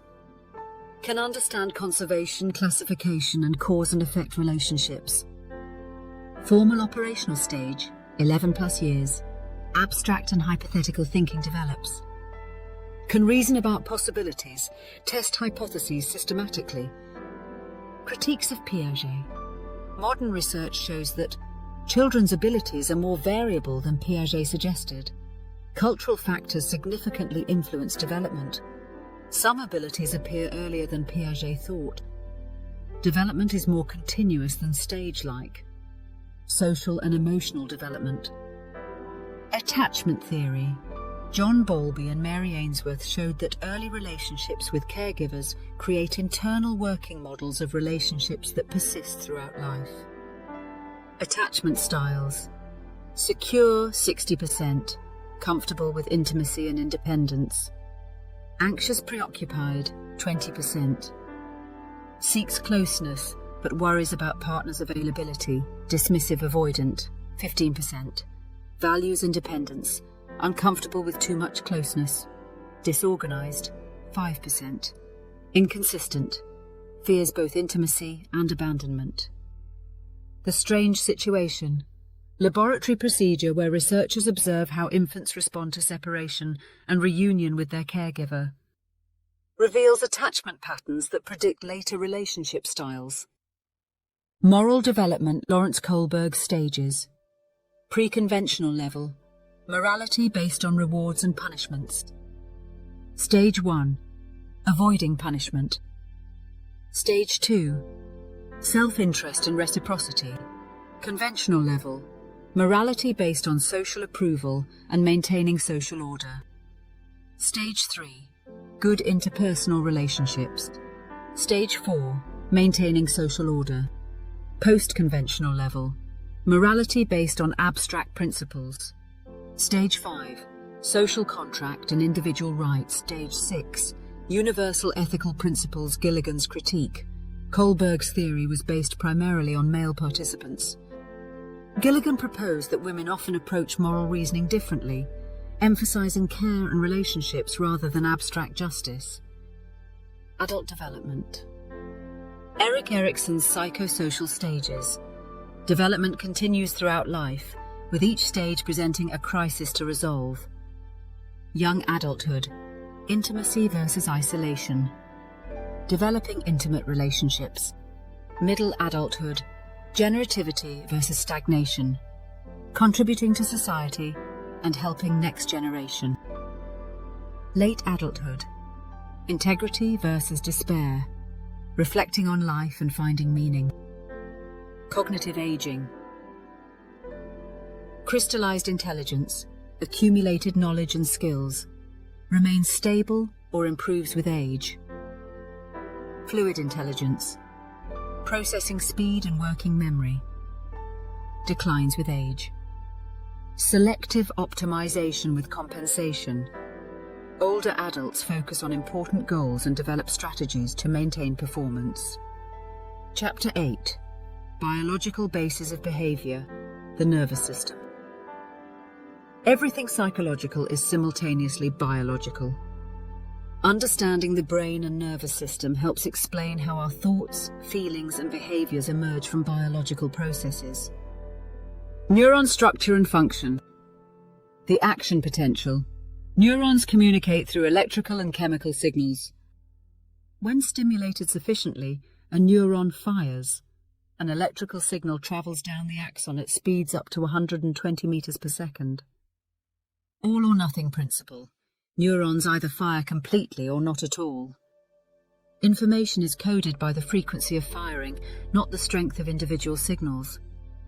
Synaptic transmission. When the electrical signal reaches the axon terminal, it triggers release of neurotransmitters into the synaptic gap. These chemicals bind to receptors on the receiving neuron, potentially triggering a new signal. Dopamine, associated with reward, motivation, and motor control. Parkinson's disease involves dopamine deficiency. Addiction involves dopamine pathways. Serotonin affects mood, sleep, appetite, and aggression. Many antidepressants work by increasing serotonin availability. Acetylcholine, important for learning, memory, and muscle movement. Alzheimer's disease involves acetylcholine deficiency. GABA, primary inhibitory neurotransmitter. Anti-anxiety medications often enhance GABA function. Norepinephrine, involved in arousal, attention, and stress response. Both a neurotransmitter and hormone. Brain structure and function. The hindbrain, basic life functions. Medulla, breathing, heart rate, blood pressure. Cerebellum, balance, coordination, some cognitive functions. The midbrain, relays information between hindbrain and forebrain, involved in arousal and movement. The forebrain, higher order functions. Thalamus, relay station for sensory information. Hypothalamus, regulates hormones, body temperature, hunger, thirst. Limbic system, emotion, memory, motivation. Cerebral cortex, complex thinking, planning, language. The cerebral cortex frontal lobe. Executive functions, planning, personality, motor control. The prefrontal cortex doesn't fully mature until mid-20s, explaining adolescent decision-making. Parietal lobe, processes sensory information, spatial awareness, attention. Temporal lobe, hearing, language comprehension, memory formation. Contains the hippocampus, crucial for forming new memories. Occipital lobe, visual processing. Damage here can cause blindness even with healthy eyes. Brain plasticity, neuroplasticity, the brain's ability to reorganize throughout life. This explains recovery after brain injury, how learning changes brain structure, why early experiences are so important, how therapy can literally rewire the brain, critical periods, times when the brain is especially plastic. Language acquisition is easiest before puberty. Vision must develop normally in the first few years, or it may never develop properly. Methods of studying the brain. Lesion studies. studying people with brain damage to understand function. Phineas Gage's frontal lobe injury taught us about personality and the frontal cortex. EEG measures electrical activity. Good temporal resolution but poor spatial resolution. fMRI measures blood flow as an indicator of brain activity. Good spatial resolution but measures indirect indicators of neural activity. PET scans uses radioactive tracers to measure brain activity. Can measure neurotransmitter activity directly. Genetics and behavior. Nature versus nurture. Twin studies, adoption studies, and molecular genetics help us understand how genes and environment interact. Heritability, the proportion of variation in a trait due to genetic differences. Important, this applies to populations, not individuals, and can change based on environmental factors. Gene-environment interactions. Genes influence which environments we seek and how we respond to environmental factors. Environment influences which genes are expressed. Conclusion and synthesis, connecting the pieces. Psychology isn't a collection of separate topics. It's an interconnected web of understanding about human behavior and mental processes. Key themes in psychology. 1. Multiple levels of analysis. Biological, psychological, and social factors all contribute to behavior. The biopsychosocial model applies across all areas of psychology. Individual differences.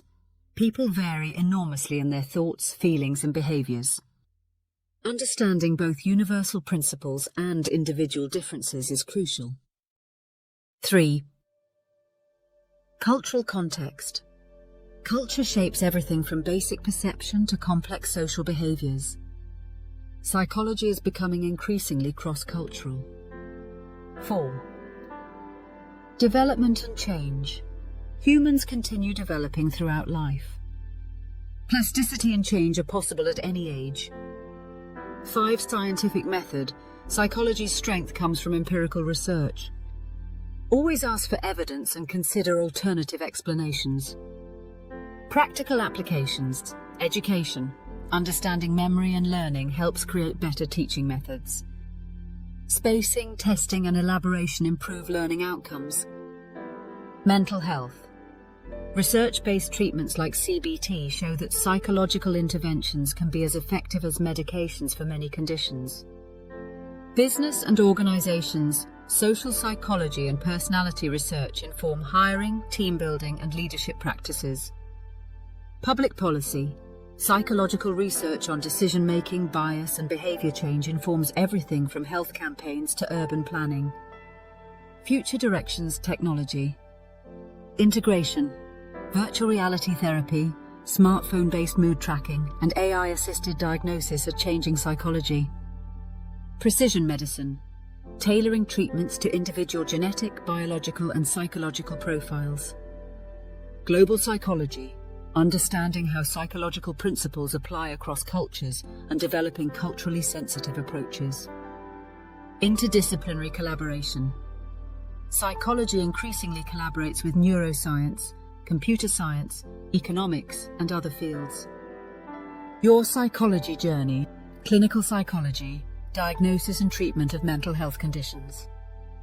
Requires doctoral degree and licensure. Research psychology. Conducting studies in academic or applied settings. Often requires graduate degree. Applied psychology. Using psychological principles in business, education, sports, or other fields. Every day. Applications. Understanding psychology helps in all aspects of life. Relationships, parenting, education, and personal growth. Final thoughts.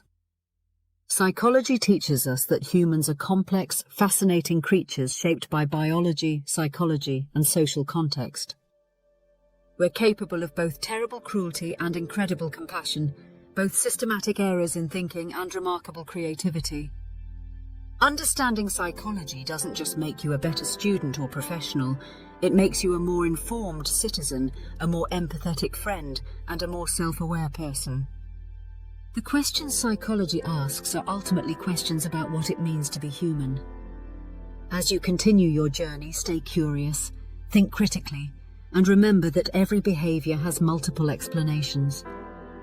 If you found this deep dive helpful, make sure to subscribe for our upcoming Psychology 301 series, where we'll explore specialized topics like health psychology, forensic psychology, and positive psychology. Thanks for joining me on this journey through the fascinating world of Psychology 201.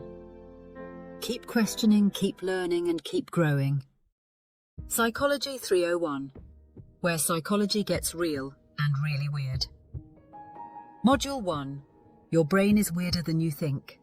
Episode 1.1, The Ultimate Remix, When All Theories Collide. Hey, future mind readers. Welcome to Therapy Heart's YouTube channel, and welcome to Psychology 301, where we stop pretending, the human brain follows rules, and start embracing the beautiful chaos that is your mind. Remember when Psychology 101 made everything seem so neat and tidy? Here's behaviorism, here's cognitivism, here's Freud being weird about everything. Well, plot twist. Your brain didn't get that memo. The reality check.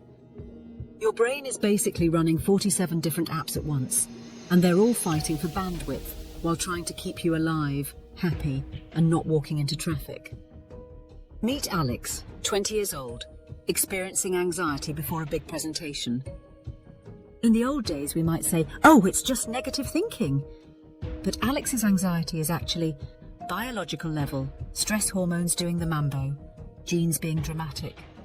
Psychological level, thoughts spiraling, memories being unhelpful. Social level, social media comparison, cultural pressure cooker. Historical level, family anxiety legacy, past presentation disasters. Which factor do you think is most important? Trick question. They're all having a group chat in Alex's brain. Think of it like this. Traditional psychology was like studying ingredients separately. We're now cooking with the whole kitchen. Mind-bender moment. Your anxiety about this course right now? That's your prediction system, social comparison module, and evolutionary threat detection having a committee meeting. Cool, right? Episode 1.2, Your Brain, the Ultimate Prediction Machine. Pop quiz. What's your brain doing right now? A. Processing this video. B. Predicting what I'll say next. C. Generating your entire reality. All of the above, plus making you want snacks. Drum roll. The answer is D, obviously. The big reveal. Your brain isn't actually processing reality. It's creating reality based on its best guesses about what's happening. Mind ill-blown example. See this? Your brain just made up information that isn't there. It's basically running on predictions and then checking, wait, was I right? The prediction game, 80% of your brain activity is predictions. Only 20% is actually checking if you were right. You're basically living in your brain's best guess about reality. Sometimes your brain is very wrong. See, every optical illusion ever. Real-world examples. Phantom phone vibrations. Your brain predicting notifications. Hearing your name in noise. Social prediction overdrive. Seeing faces in clouds. Pattern prediction gone wild. Autocorrect fails in your thoughts. Mental typos. Now, pause the video and predict what happens next. Your brain is already doing it anyway. This explains so much weirdness. Why anxiety feels so real. Your brain believes it's catastrophic predictions. Why therapy works. Updating faulty prediction models. Why habits are hard to break. Predictions become automatic. The kicker. You can actually hack your prediction system. We'll learn how throughout this course. Module 2, Your Brain on Everything, Episode 2.1, The Body-Brain Conspiracy. I'm about to reveal a conspiracy that's been hiding in plain sight. Your body and brain have been secretly collaborating your entire life. They're basically that couple that finishes each other's sentences, except they're finishing each other's thoughts and feelings. The evidence, Exhibit A, the posture plot, stand up tall like a superhero for 30 seconds. Feel different? Your brain just got a confidence update from your spine. Exhibit B, the facial expression files. Hold a pen in your teeth, fake smile, while reading something. Funnier than usual. Your face muscles just hacked your humor software. Exhibit C, the temperature testimony. Hold something warm or judge people as friendlier. Hold something cold or suddenly everyone seems suspicious. Your hands are basically mood controllers. This isn't just cute trivia, it's revolutionizing therapy. Body-brain therapy. Hacks. Breathing exercises actually rewire anxiety circuits. Power posing before interviews changes hormone levels. Dancing literally shakes depression patterns loose. Cold showers might reset stress response systems. The plot thickens. Your smartphone is now part of this conspiracy too. It's become an external brain lobe that stores your memories, makes decisions, and even affects your attention span. Try this challenge. For the next week, notice how your body position affects your mood. Spoiler alert, you'll be amazed. Episode 2.2, Your Brain's Social Media Addiction Plot Twist. Your brain has been doing social media since before social media existed. It's basically Facebook, but with neurons. Your brain's social features. Mirror neurons. The original sharing function. Empathy networks. Auto-emotional sync with others. Social pain centers. Why unfriending hurts like actual injury. Reputation. Monitoring. Constant social status updates. The social brain hacks. Hack number 1. The contagion effect. Ever notice how one person yawning makes everyone yawn? That's your brain's automatic sync feature. Emotions, body language, even speech patterns are contagious. Try smiling at someone today and watch their brain automatically mirror you. Hack number 2. The rejection detector. Your brain treats social rejection like physical danger because, evolutionarily, being kicked out of the tribe meant death. Thanks, ancestors. Hack number 3. The invisible influence. Waiters who mirror your behavior get bigger tips. Groups unconsciously sync their walking pace. Your accent subtly shifts to match who you're talking to. Laughter is 30x more likely when you're with others. Your brain is basically running sophisticated social software that would make Meta jealous. The modern problem. Now we're trying to run ancient social software on digital platforms. It's like using a Nokia 3310 to run TikTok. Real-world impacts. Why Zoom fatigue is real. Too much eye contact overload. Why online comments seem ruder. Missing social cues. Why influencers feel like friends. Parasocial relationship activation. Why social media affects self-esteem. Constant comparison mode. Module 3. The mind's greatest hits and epic fails. Episode 3.1. When good brains go bad. Time for some real talk. Your amazing brain sometimes makes spectacular mistakes. Think of this as psychology's blooper reel. Cognitive fail number 1. The confidence catastrophe. The less you know, the more confident you feel. It's like your brain's confidence meter is broken. Maximum confidence at minimum knowledge. Cognitive fail number 2. The availability avalanche. Your brain thinks shark attacks are super common because they're memorable, but you're more likely to be injured by a toilet. Yes, a toilet. Annual toilet injuries, 40,000 plus. Annual shark attacks, 80. Cognitive fail number 3. The confirmation carnival. Your brain loves being right so much that it actively seeks information that confirms what it already believes. It's like having a personal yes man living in your skull. But here's the plot twist. These failures are actually features. They help your brain make quick decisions in a complex world. They just sometimes hilariously backfire in modern life. Catch yourself in one cognitive bias today and report back. No judgment. We're all walking bias machines. Episode 3.2. The Emotion Rollercoaster Engineer. Your brain is basically an emotion theme park designer, and it has some Interesting, thus ideas about what makes a good ride. Emotion engineering secrets. The happiness hedonic treadmill. Your brain adapts to good things so fast that you need constantly bigger doses of awesome to feel the same happiness. It's like emotional tolerance. The negativity bias nightmare. Your brain gives negative events 5x more attention than positive ones. One mean comment outweighs 10 compliments. Thanks, evolution.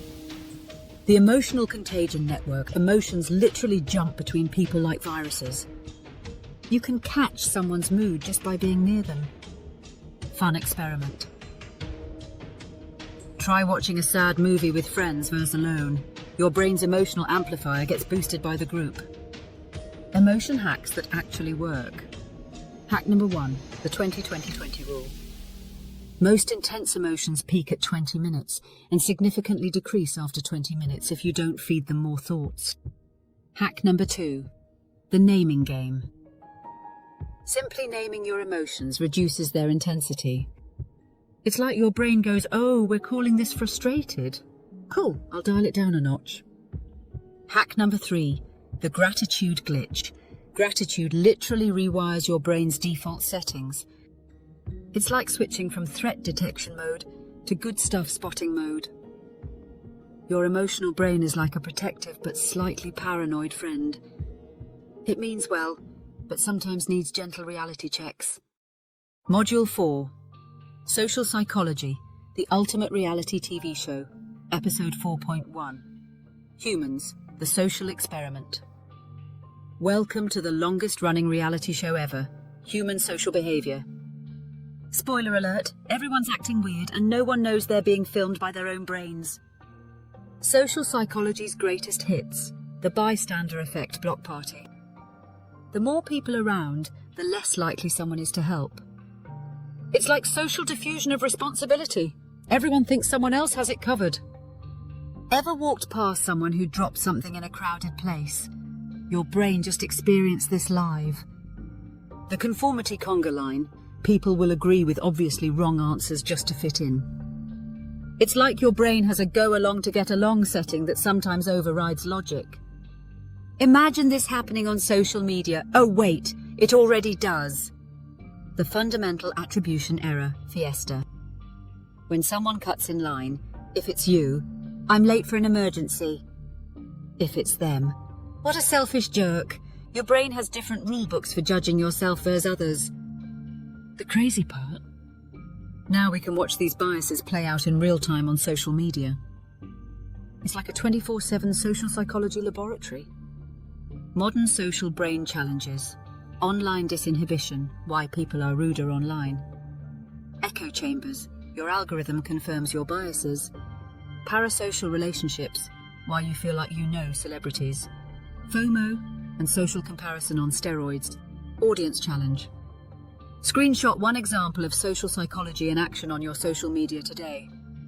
Episode 4.2. Cultural psychology, different brains, different worlds. Plot twist, number 847. Not everyone's brain runs the same psychological software.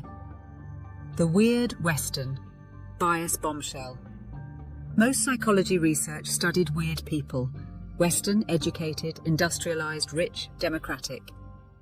That's like studying only golden retrievers and calling it dog psychology. Cultural brain differences that will blow your mind. The eye-tracking revelation. Western brains focus on the main object, analytical. East Asian brains notice the whole scene, holistic. Same eyes, different attention software. The emotion expression, explosion. Some cultures have 15+ words for different types of love. Others have no word for depression, but detailed terms for social harmony disruption. Your emotional vocabulary literally shapes what you can feel. The self-concept spectrum. Western. I am unique and independent. Many other cultures. I am my relationships and connections. Neither is right or wrong. They're different apps for being human. It's like discovering there are multiple versions of human consciousness running different psychological apps. What cultural app did you grow up with? How might it affect your psychology? The plot thickens. Even your depression might be culturally flavoured. Western depression, feeling sad, worthless. Some cultures, physical symptoms, social withdrawal. Others, spiritual disconnection, harmony disruption, cultural psychology, life hacks. Learn emotional words from other languages. Expand your feeling vocabulary. Practice different cultural thinking styles.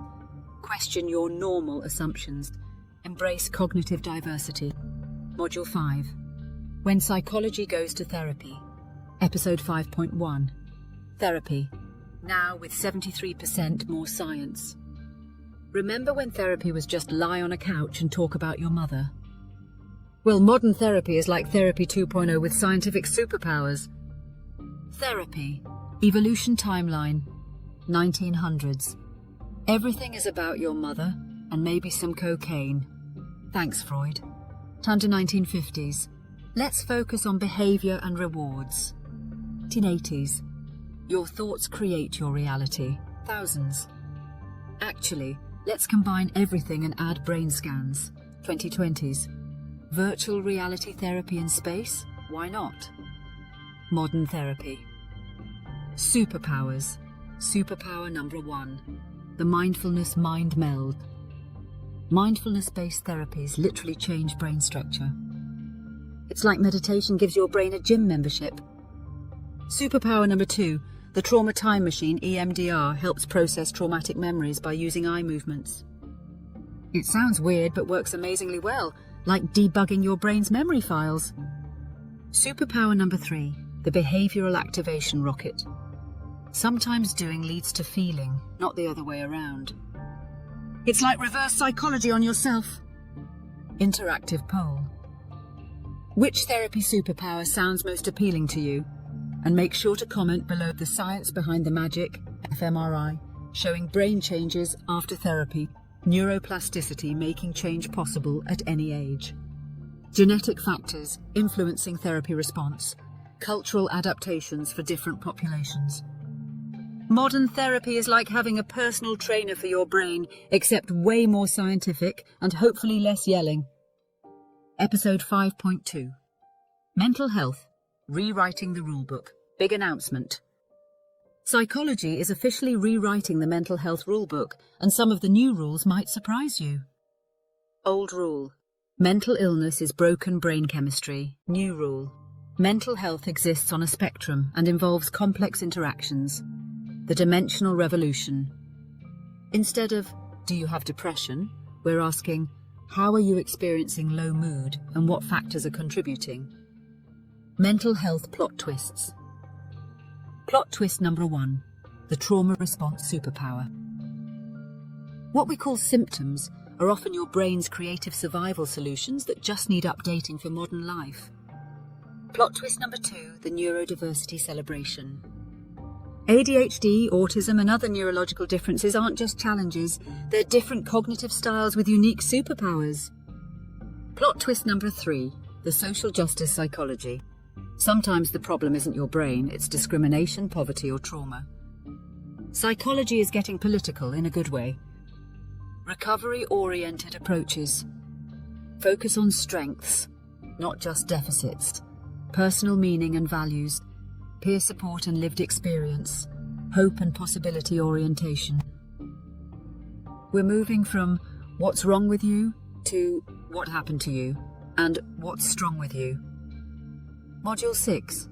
Psychology Goes to Space and Other Cool Places.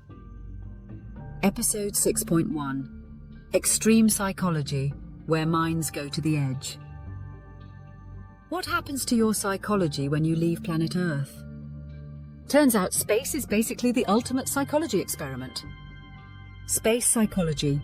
Greatest hits. The overview effect. Astronauts looking at Earth often experience profound psychological shifts, suddenly seeing humanity as one interconnected system. It's like cosmic therapy. Seeing Earth from space changed everything. The isolation station. Imagine being stuck with the same small group for months with no escape. Your brain starts doing interesting things. Time perception gets wonky. Social dynamics become super intense. Small annoyances become huge problems. Dreams get weirder. The microgravity mind melt in space. Your brain has to completely rewire how it processes. Spatial orientation. Which way is up? Motor control. Everything floats. Risk assessment. Everything can kill you. Sleep cycles. Sunrise every 90 minutes. Earth-based extreme psychology. Antarctic research stations.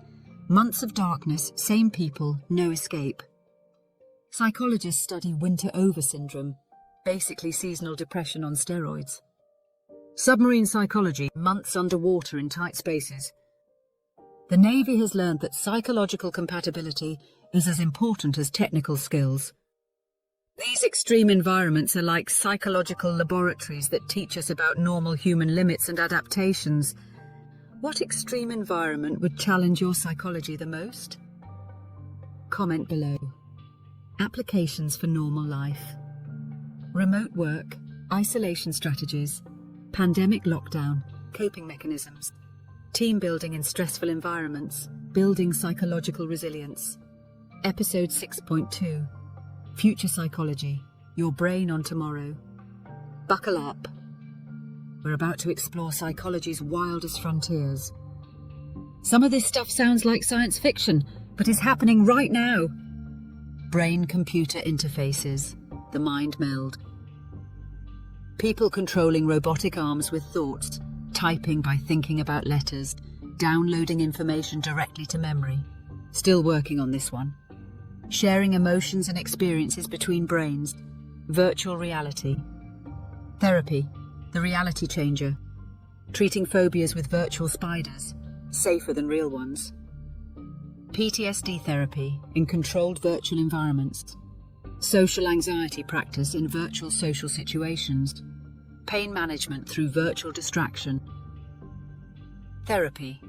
Assistance, the robotherapists. 7. Emotional support chatbots.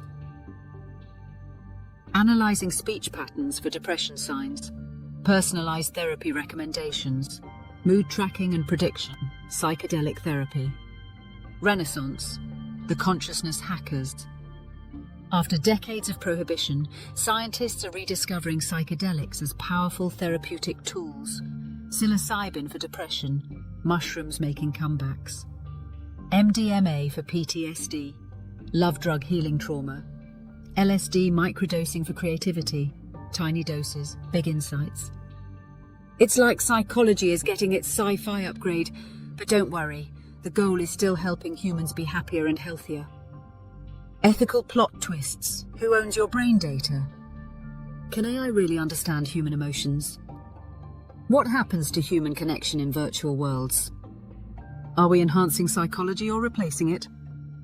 Interactive poll. Which future psychology technology excites you most? The biggest question. How do we keep the human in human psychology as technology advances? Module 7. Psychology in the Wild, Episode 7.1. Environmental Psychology, Your Brain on Planet Earth. Your environment is secretly programming your psychology every second. Let's hack the code and see how your surroundings mess with your mind. Environment, psychology, revelations. The nature effect. Hours in nature per week is to earn significant mental health boost. Forest bathing reduces stress hormones, green spaces improve attention and reduce aggression. Even looking at plants through windows helps. The city brain phenomenon. City living literally changes your brain. Increased anxiety and depression risk altered stress response systems, enhanced creativity and innovation. Social connection, paradox, surrounded by people, often lonely. The color psychology conspiracy. Red rooms increase arousal and aggression. Blue spaces promote calm and focused. Green environments enhance creativity. Pink rooms actually reduce violent behavior in prisons. The space psychology. Secrets. Ceiling height. Mind tricks. High ceilings equals abstract, creative thinking. Low ceilings, ill-detailed, focused thinking. Your brain literally thinks differently based on overhead space. The clutter cognitive load, before-after, messy versus organized spaces. Visual clutter creates mental clutter. Your brain is constantly processing background chaos, leaving less power for important thinking. Your environment is like a drug that you're constantly taking. Might as well make it a good one. Design your perfect psychological environment. What would boost your brain? Episode 7.2. Climate Psychology, When the Planet Affects Your Mind. Climate change isn't just changing the planet, it's changing our psychology. Welcome to the most important psychology topic nobody's talking about enough. Climate psychology, phenomena, eco-anxiety, the new normal. Percent of young people feel afraid about climate change. Climate grief for lost ecosystems.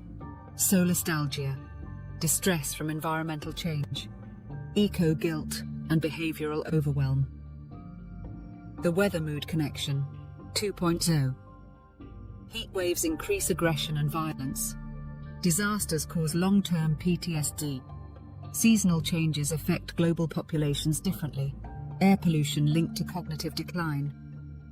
The hope versus despair psychology. How do we stay motivated for change without burning out from overwhelm? Psychological climate solutions. Solution number 1, the active coping advantage. Taking climate action, even small steps, reduces anxiety and increases sense of agency. Solution number 2, the community connection effect. Climate action with others builds social connection and environmental impact. Solution number 3, the nature therapy. Double win, connecting with nature while protecting it equals psychological and environmental benefits. Climate psychology might be the most important applied psychology of our generation. Module 8. Technology Psychology, Your Brain in the Digital Age. Episode 8.1. Digital Dopamine and the Attention Economy. Your brain is in an epic battle with technology companies for control of your attention. Spoiler alert, they have algorithms and you have the willpower. Let's even the odds. The Attention Economy Exposed. How apps hack your brain. Variable ratio reinforcement, like gambling. Red notification badges, triggering urgency. No natural stopping point. Social approval metrics, likes, else dopamine hits. The dopamine dilemma. Your brain's reward system evolved for survival, not for likes and follows. It's like using a Ferrari engine in a go-kart. Digital psychology phenomena. Phantom vibration syndrome. Your brain is so adapted to phone alerts that it creates phantom vibrations. You're literally hallucinating notifications. The flow state destroyer. Every notification interruption equals 23 minutes to refocus. Your brain is being chopped into tiny attention fragments. Social media brain changes. Heavy social media use actually changes brain structure, similar to addiction patterns, but focused on social rewards. Don't panic. Understanding how this works gives you the power to hack back. Digital psychology. Life hacks, notification batching, check messages at set times, phone-free zones and times, attention restoration activities, mindful technology use practices. Try the phone face-down experiment. How does your brain react when you can't see your phone screen? Episode 8.2. AI Psychology, When Minds Meet Machines. Humans are forming relationships with AI. We're talking to chatbots, trusting AI decisions, and even developing feelings for artificial entities. Welcome to the weirdest chapter in psychology yet. The Human AI Psychology. Anthropomorphism. Overdrive. Your brain can't help but treat AI like humans, saying please and thank you to AI, feeling guilty for bothering chatbots, developing preferences for AI personalities, trusting AI advice like human advice. The uncanny valley effect. Almost human AI feels creepy, but clearly artificial or fully human AI feels fine. Your brain has very specific preferences for artificial beings. Algorithm aversion and appreciation. Some people won't trust AI, even when it's more accurate than humans.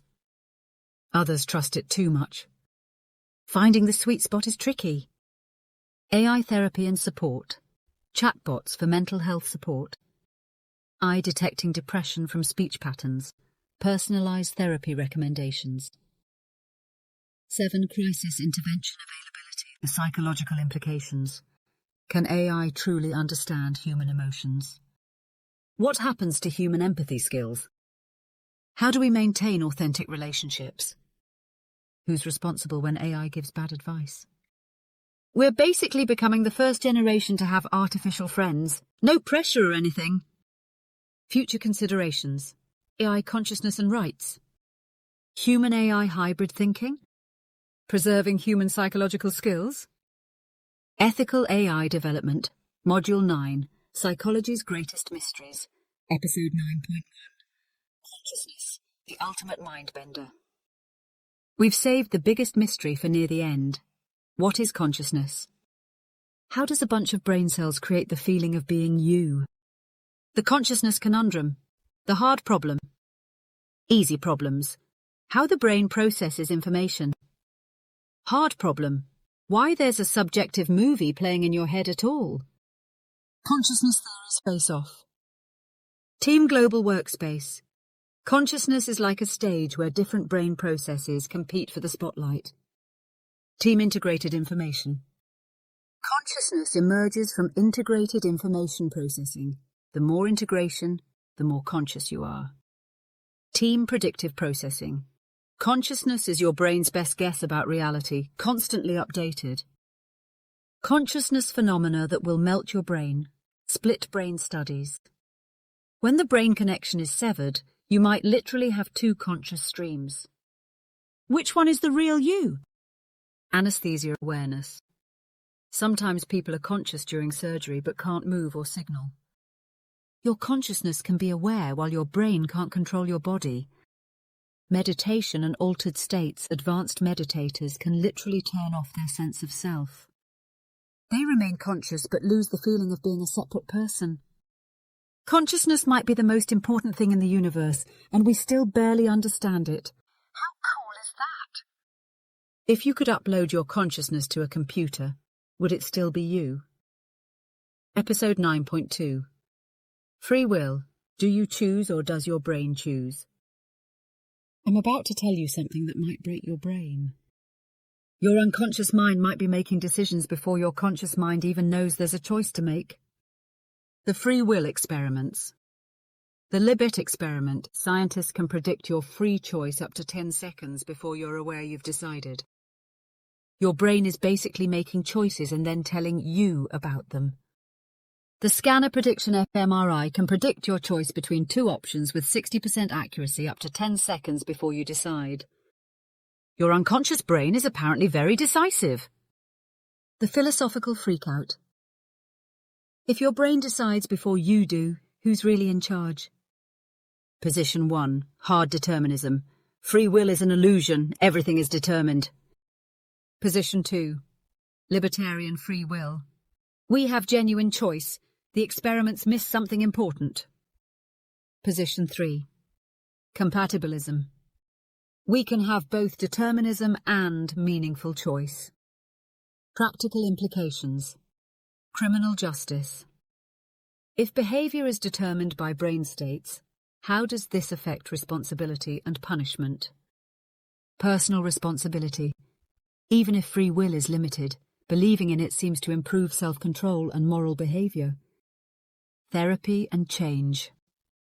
Understanding unconscious influences helps us work with our brains rather than against them. Whether free will exists or not, living as if you have choices seems to be psychologically beneficial. So maybe the question isn't, do we have free will, but how can we make better choices? Module 10. The Psychology of Being Human. Episode 10.1. Love, Connection, and the Social Brain. Let's talk about the most powerful force in psychology, human connection. Your brain is literally designed to connect with other brains. The science of love and connection. Attachment. your original operating system. Your earliest relationships literally program your brain's relationship software. It's like your emotional operating system gets installed in your first few years. The neuroscience of love, passionate love, equals addiction-like brain patterns. Companionate love equals caregiving and bonding systems. Self-love equals same circuits as loving others. Be nice to yourself. Oxytocin, the connection. Chemical release during touch, eye contact, synchronized activities, promotes trust and empathy, reduces stress and inflammation, can be increased through simple practices. Connection psychology. Life hacks. Hack number 1. The 36 questions, phenomenon-specific questions, can accelerate intimacy between strangers. It's like a cheat code for connection. Hack number 2. The synchrony, superpower. Moving together, breathing together, or even walking together increases bonding and cooperation. Hack number 3. The vulnerability advantage. Sharing personal experiences, appropriately, builds stronger connections than small talk. In a world of digital connection, understanding the psychology of real human bonding is more important than ever. Episode 10.2. The Meaning-Making Machine. Here's something amazing. Your brain is constantly creating meaning from chaos. You're literally the author of your own psychological story. The meaning-making psychology. Post-traumatic growth. Your brain can transform suffering into wisdom, strength, and deeper connection. The narrative self, you're constantly editing your life story, and how you tell it affects your mental health. Redemptive narratives promote resilience. Coherent stories improve well-being. Meaning-making reduces depression. Values and purpose psychology. People with clear values and purpose show better physical health, increased resilience to stress, greater life satisfaction, enhanced immune function. Meaning-making techniques. Technique number 1. The benefit finding. Actively looking for growth, learning, or positive change from challenges changes brain processing. Technique number 2. The legacy lens. Thinking about how your actions affect future generations increases meaning and motivation. Technique number 3. The strength story. Identifying and using personal strengths creates more engaging, meaningful life stories. You're not just living your life, you're constantly creating the story of your life. Make it a good one. What's one way you could rewrite a challenging chapter of your life story to emphasize growth or meaning? Module 11. Psychology Career Adventures. Episode 11.1. Psychology Jobs That Don't Exist Yet. Forget everything you think you know about psychology careers. The future is going to need psychological expertise in places we can't even imagine yet. Emerging Psychology Careers, Digital Wellness Consultant, helping people develop healthy relationships with technology, like a personal trainer for your digital brain. Climate Psychology Specialist, supporting communities dealing with climate change psychological impacts, from disaster trauma to eco-anxiety counselling. iEthics Psychologist, ensuring AI development considers human psychological needs and doesn't accidentally manipulate or harm users. Space Settlement Psychologist, when humans live on other planets, they'll need psychologists who understand isolation, confinement, and extreme environment adaptation. Virtual reality experience designer, designing psychologically beneficial virtual experiences for therapy, education, and human enhancement. Traditional careers, getting upgrades, clinical psychologist, 2. Using AI for diagnostic assistance, VR therapy environments, precision medicine approaches, global teletherapy, reach research psychologist plus big data, and global collaboration, neurotechnology integration, cross-cultural replication projects, open science practices. The coolest part? You might invent a psychology career that doesn't exist yet. What psychology job would you create for the future? Episode 11.2. Becoming a Psychological Scientist. The adventure begins. Congratulations. You've survived Psychology 301, which means you're now qualified to think like a psychological scientist. Let's talk about what that actually means. Psychological scientist superpowers. Superpower number 1, the BS detection system. You can now spot psychological pseudoscience from a mile away. No more falling for brain training scams or oversimplified pop psychology. Superpower number 2, the complexity appreciation. You understand that human behavior is complex and resist oversimplified explanations. You're basically immune to clickbait psychology articles. Superpower number 3, the cultural humility. You know that your way of thinking isn't the only way, and you actively seek diverse perspectives on psychological phenomena. Superpower number 4, the evidence integration. You can read research critically, spot methodological problems, and integrate findings across studies. Where do you go from here? Graduate school adventures, clinical psychology, therapy and assessment, research psychology, discovery and innovation, applied psychology, real-world problem-solving. Specialized fields, neuropsychology, forensic, health, etc. Alternative paths, psychology in business and technology, public policy and advocacy, education and training, creative and media applications, the psychological scientist, mindset, curiosity over certainty, questions over answers, evidence over intuition, complexity over simplicity, growth over fixed mindset. Being a psychological scientist isn't just a career, it's a way of understanding yourself and the world. Module 12, The Psychology of Psychology. Episode 12.1, Meta-psychology, psychology studies itself. For our grand finale, let's get meta. What does psychology tell us about psychology itself? Spoiler, psychology has its own psychological issues. Psychology's self-discoveries, the replication crisis plot twist. Many famous psychology studies don't work when other scientists try them. It's like psychology discovered it had been believing its own hype.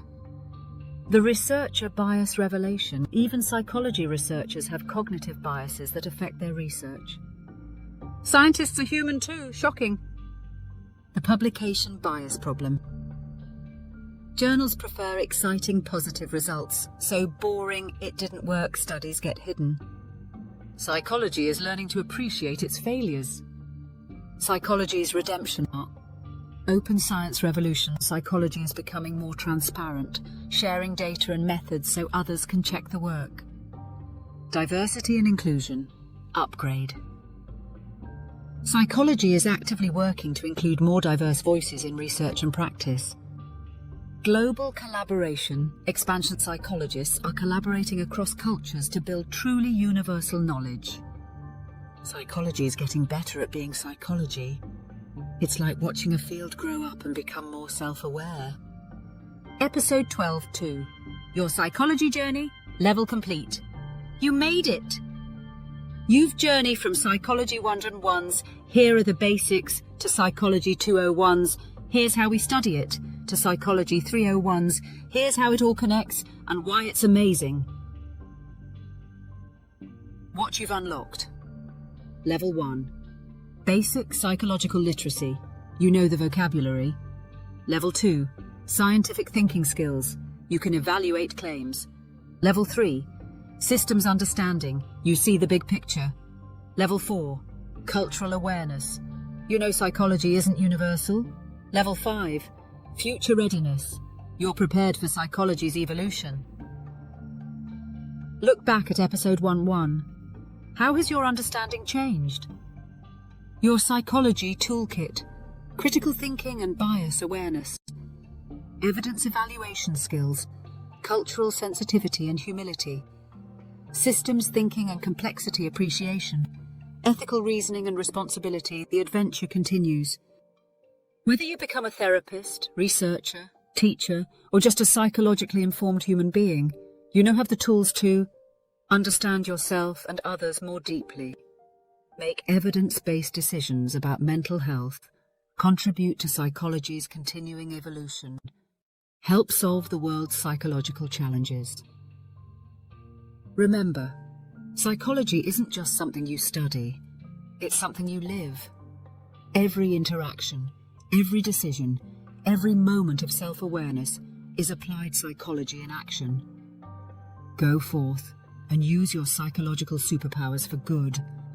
The world needs more people who understand how minds work and how to help them work better. Thanks for watching. The most dangerous person is the one who listens, thinks, and observes. Bruce Lee. 6 weeks ago, I taught you that your brain lies to you. Today, I'm going to show you exactly how those lies are being weaponized against you by people who understand psychology better than you do. What you learned in Psychology 101 was kindergarten. This is graduate school. And by the end of this course, you'll understand psychological techniques so powerful that I have to warn you, use them responsibly. Today, you're going to discover why your smartest friend falls for obvious scams, and you do too. The psychological technique that can make anyone like you in under 5 minutes. How cult leaders use advanced psychology to control people's minds. Why you're being manipulated every single day and don't even know it. The dark psychology techniques that advertising executives use to empty your wallet. But first, let me prove to you how little you actually know about your own mind. Right now, I want you to think of a 2-digit number between 50 and 99, where both digits are odd and both digits are different. Got it? Don't tell me what it is. Your number is 37. If I was right, you just experienced advanced psychological prediction. If I was wrong, you experienced something even more interesting, the illusion that you're immune to psychological influence. This is Psychology 101 Advanced, the course that reveals the psychological secrets they don't teach in universities because they're too powerful for beginners. Segment 1, the illusion of rational thinking. Why smart people make stupid decisions. Let me tell you about the Harvard MBA who lost $50,000 to a phone scammer, the Nobel Prize winner who couldn't solve a simple logic puzzle, and the chess grandmaster who fell for a marketing trick that a child could spot. Intelligence doesn't protect you from psychological manipulation. In fact, it might make you more vulnerable. The Dunning-Kruger paradox. The smarter you think you are, the more blind spots you have. Here's why. The expert blind spot. Experts develop mental shortcuts that work 99% of the time.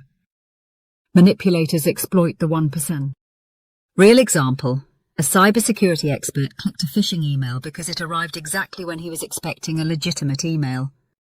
His expertise made him overconfident. 2. The intelligence trap. Smart people are better at rationalizing bad decisions. They can convince themselves that their emotional choice was actually logical.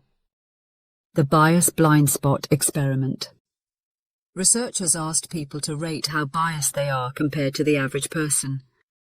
85% said they were less biased than average. Mathematically impossible. But here's the twist. The people with higher IQs were more likely to think they were immune to bias.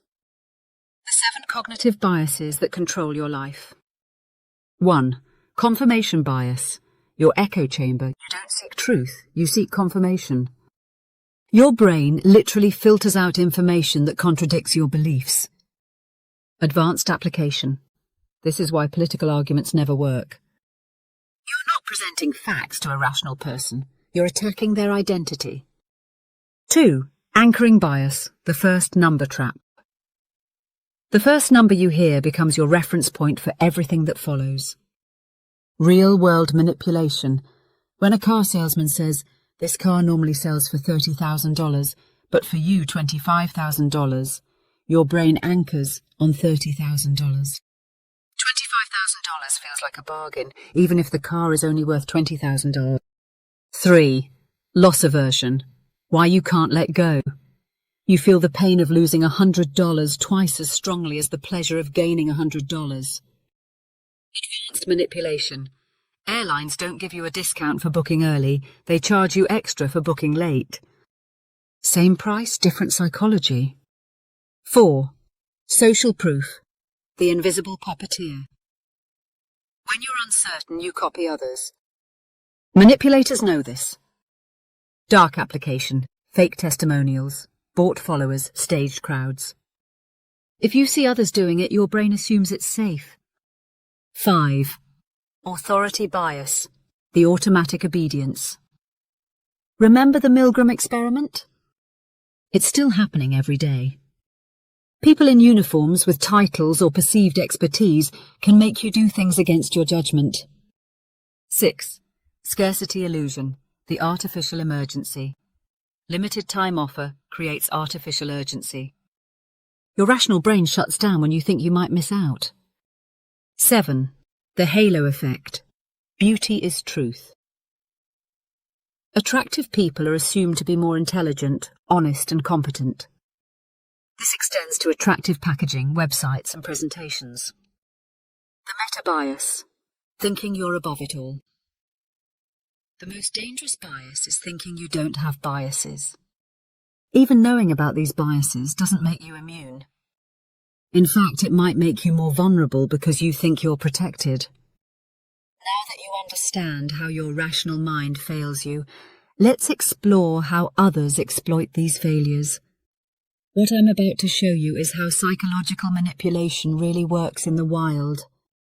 Segment 2. The psychology of influence and manipulation. The compliance ladder. How to make anyone say yes.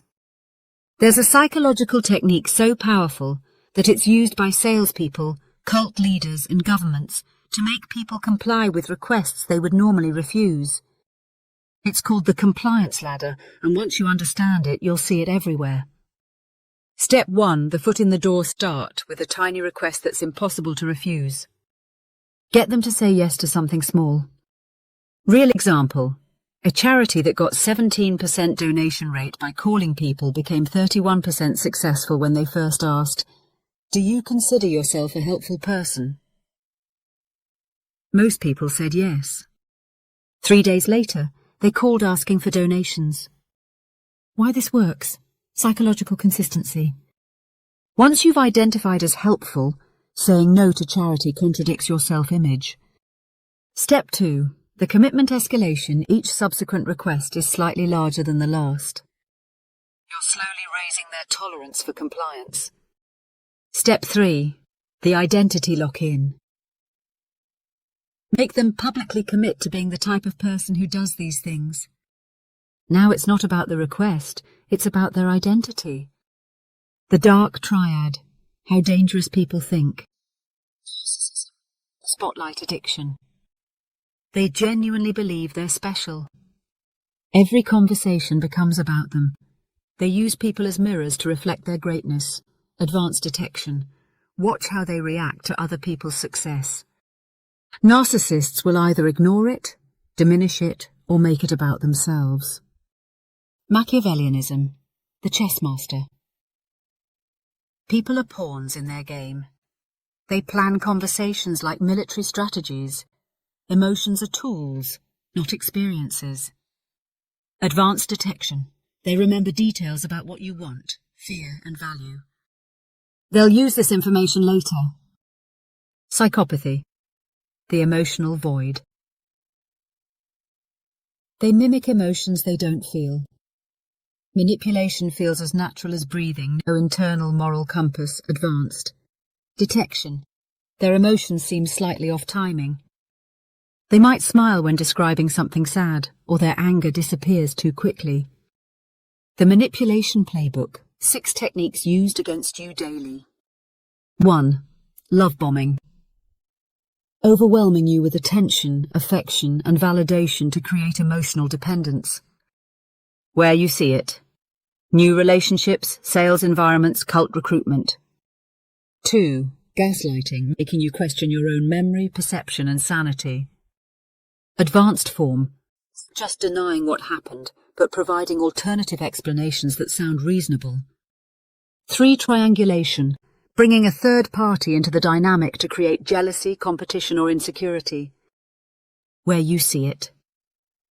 My ex would have understood this, or other customers don't have this problem. Intermittent reinforcement. Unpredictable rewards and punishments create stronger addiction than consistent treatment. Where you see it. Social media likes, gambling, toxic relationships. 5. The false dilemma. Presenting only two options when many exist, forcing you to choose between their preferred option and something obviously worse. Advanced form. Do you want to buy this now, or should I offer it to the next customer? 6. Emotional hijacking, creating intense emotions, fear, anger, excitement that shut down rational thinking. Where you see it. Political campaigns, emergency sales tactics, news media, the protection protocol, defending your mind. The 5-second rule. When faced with any decision involving money, emotion or commitment, take 5 seconds to ask, who benefits if I say yes right now? The outside view. Ask yourself, if my best friend described this situation to me, what would I tell them? The time test. Will I be happy about this decision in 24 hours, in 1 week, in 1 year? Understanding individual manipulation is crucial, but there's something even more powerful and dangerous: group psychology.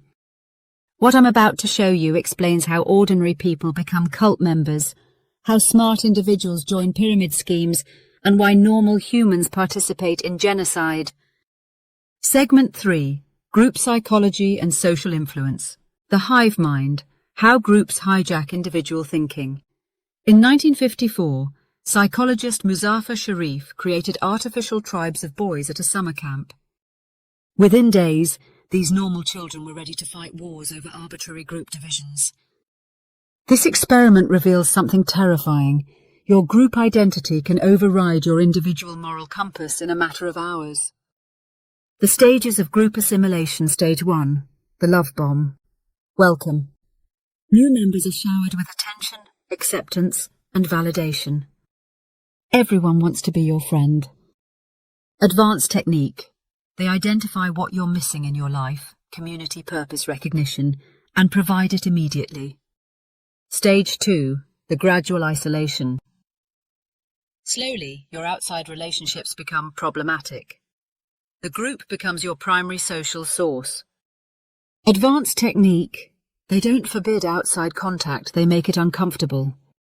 Your family just doesn't understand you like we do. Stage 3. The doctrine download. Complex belief systems are introduced gradually. Each new belief is only slightly more extreme than what you already accepted. Advanced technique. Questioning is reframed as personal weakness or spiritual failure. Stage 4. The identity fusion. Your sense of self becomes inseparable from the group identity.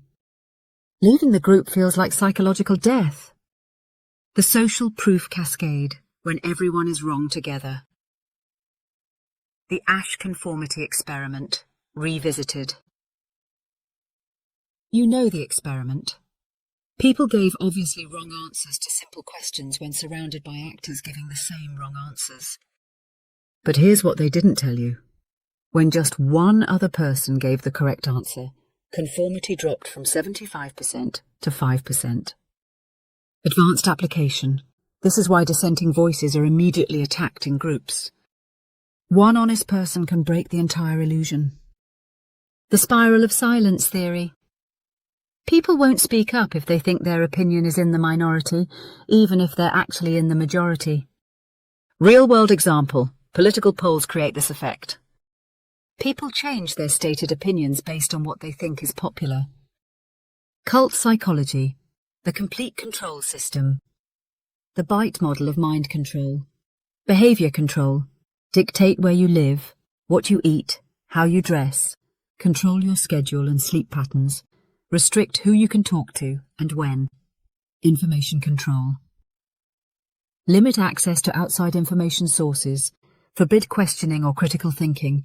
Create a special language that separates insiders from outsiders. Thought control. Demand absolute obedience to doctrine. Punish doubt or questioning. Replace critical thinking with groupthink. Emotional control. Create cycles of guilt and shame. Manufacture fear of leaving. Alternate between punishment and reward. modern applications, multi-level marketing companies, extreme political movements, some corporate cultures, toxic online communities. The polarization engine. How groups become extreme. Group polarization effect. When like-minded people discuss issues, they don't reach moderate compromises. They become more extreme in their original direction. Why this happens? Risk diffusion. Responsibility is shared, so individuals take bigger risks. Argument pool. You hear more arguments supporting your view. Social comparison. You compete to be the most loyal group member. Digital amplification. Social media algorithms feed you content that confirms your beliefs, creating artificial group polarization even when you're alone. Breaking free. The deprogramming process, step 1. Recognize the influence. Ask yourself, what beliefs have I adopted since joining this group that I would have disagreed with before? Step 2. Restore outside connections. Gradually reconnect with people outside the group, even if the group discourages it. Step 3. Question the sacred. Identify what you're not allowed to question within the group. Question it. Step 4. Find your individual voice. Practice expressing opinions that differ from the group consensus, even on small matters. Group psychology explains how people lose themselves in crowds, but there's an even more personal threat. How psychology is being used to hack your individual desires and fears every single day. What I'm about to reveal is the billion-dollar science of behavior modification. Segment 4. The psychology of persuasion and behavioral design. The persuasion machine. How your behavior is being programmed. Every app on your phone, every website you visit, every advertisement you see has been designed by teams of psychologists whose job is to change your behavior. They know your psychological triggers better than you do, and they're using them against you. The variable ratio reinforcement schedule, the addiction algorithm. This is the most powerful behavioral conditioning technique ever discovered. It's why people get addicted to slot machines, social media, and checking their email. How it works. Instead of rewarding behavior every time, you reward it randomly. The unpredictability creates stronger addiction than consistent rewards. Real-world applications. Social media, likes, comments, and shares come randomly. Email. Most emails are junk, but occasionally there's something important. Dating apps. Most swipes lead nowhere, but occasionally you get a match. Loot boxes in games. Random rewards keep players spending money. The neurochemistry. Each potential reward triggers a dopamine spike. Your brain becomes addicted to the anticipation, not the actual reward. The hook model. How apps become habits. Step 1. The trigger. External triggers, notifications, emails, ads, become internal triggers. Boredom, loneliness, anxiety. Advanced technique. Apps study when you're most vulnerable and trigger you during those moments. Step 2. The action. The behavior should be as simple as possible. One tap, one swipe, one click. Advanced technique. Every friction point is A/B tested and optimized for maximum completion rates. Step 3. The variable reward. Sometimes you get what you want, sometimes you don't. This unpredictability is what creates addiction. Advanced technique. The algorithm learns what type of content most effectively manipulates your specific psychology. Step 4. The investment. You put something into the system, time, data, content, money, that makes it harder to leave. Advanced technique. The more you invest, the more personalized the manipulation becomes. Neuromarketing.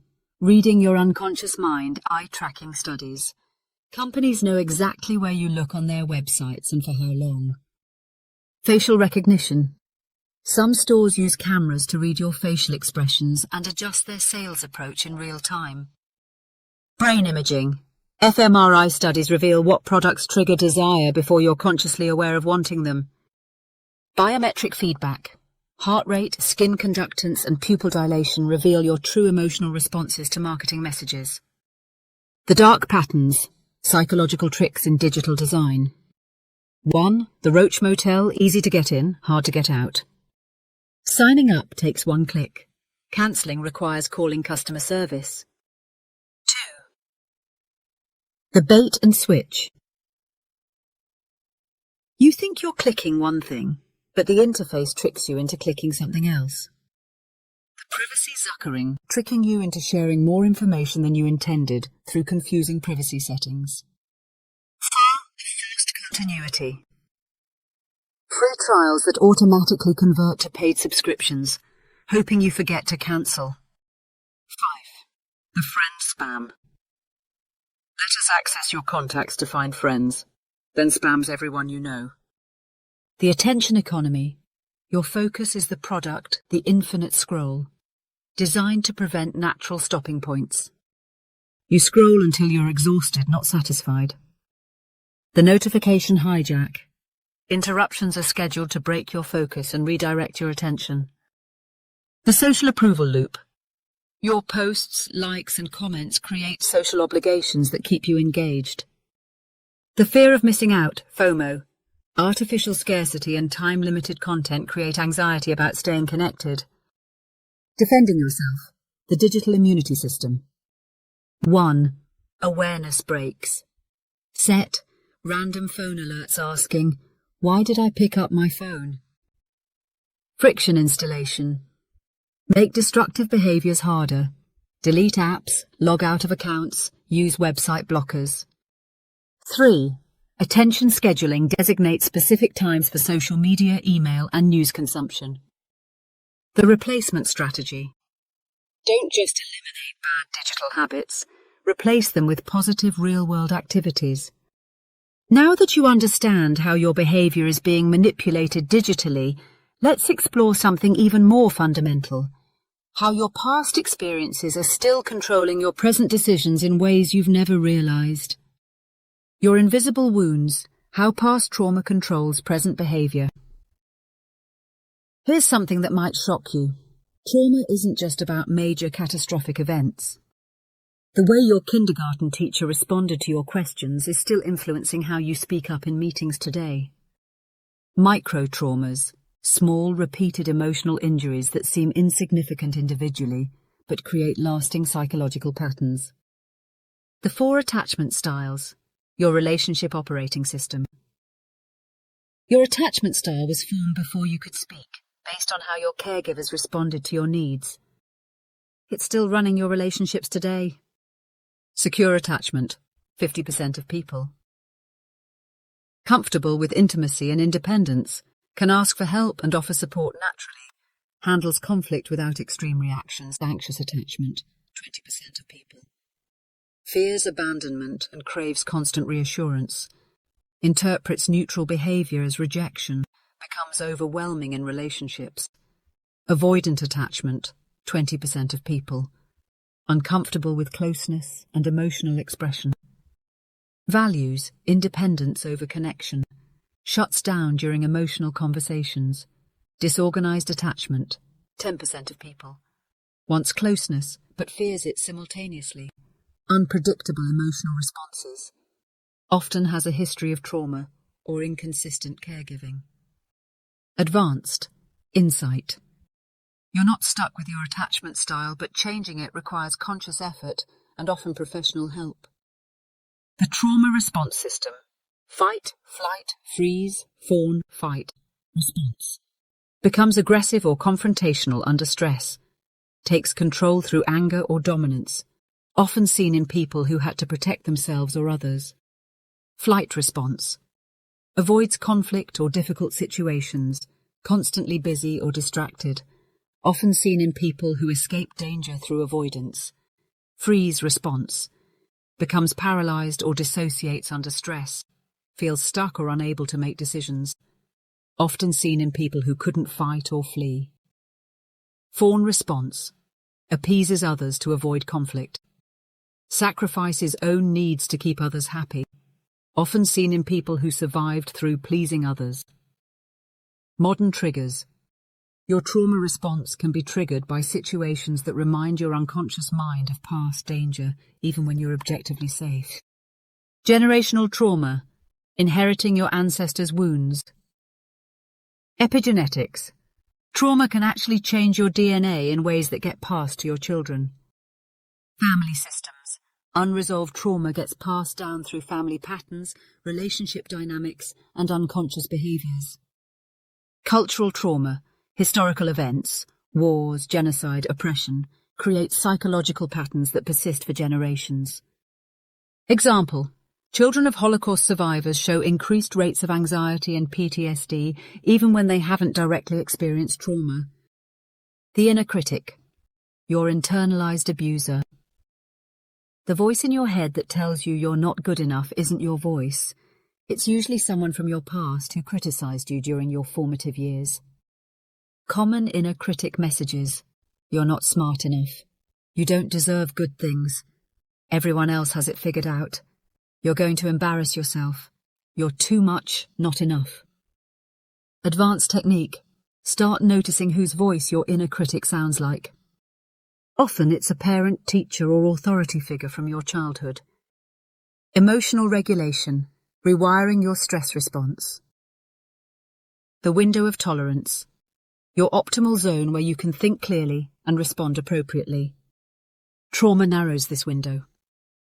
Hyperarousal, above your window, anxiety, panic, rage, feeling overwhelmed.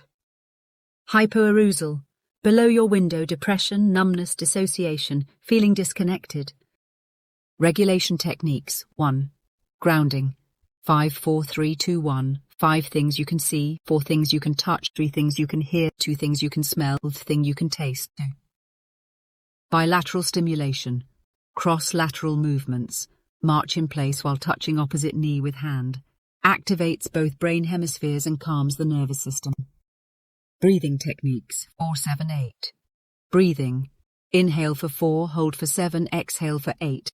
Activates the parasympathetic nervous system, the reparenting process. Healing your inner child. Step 1.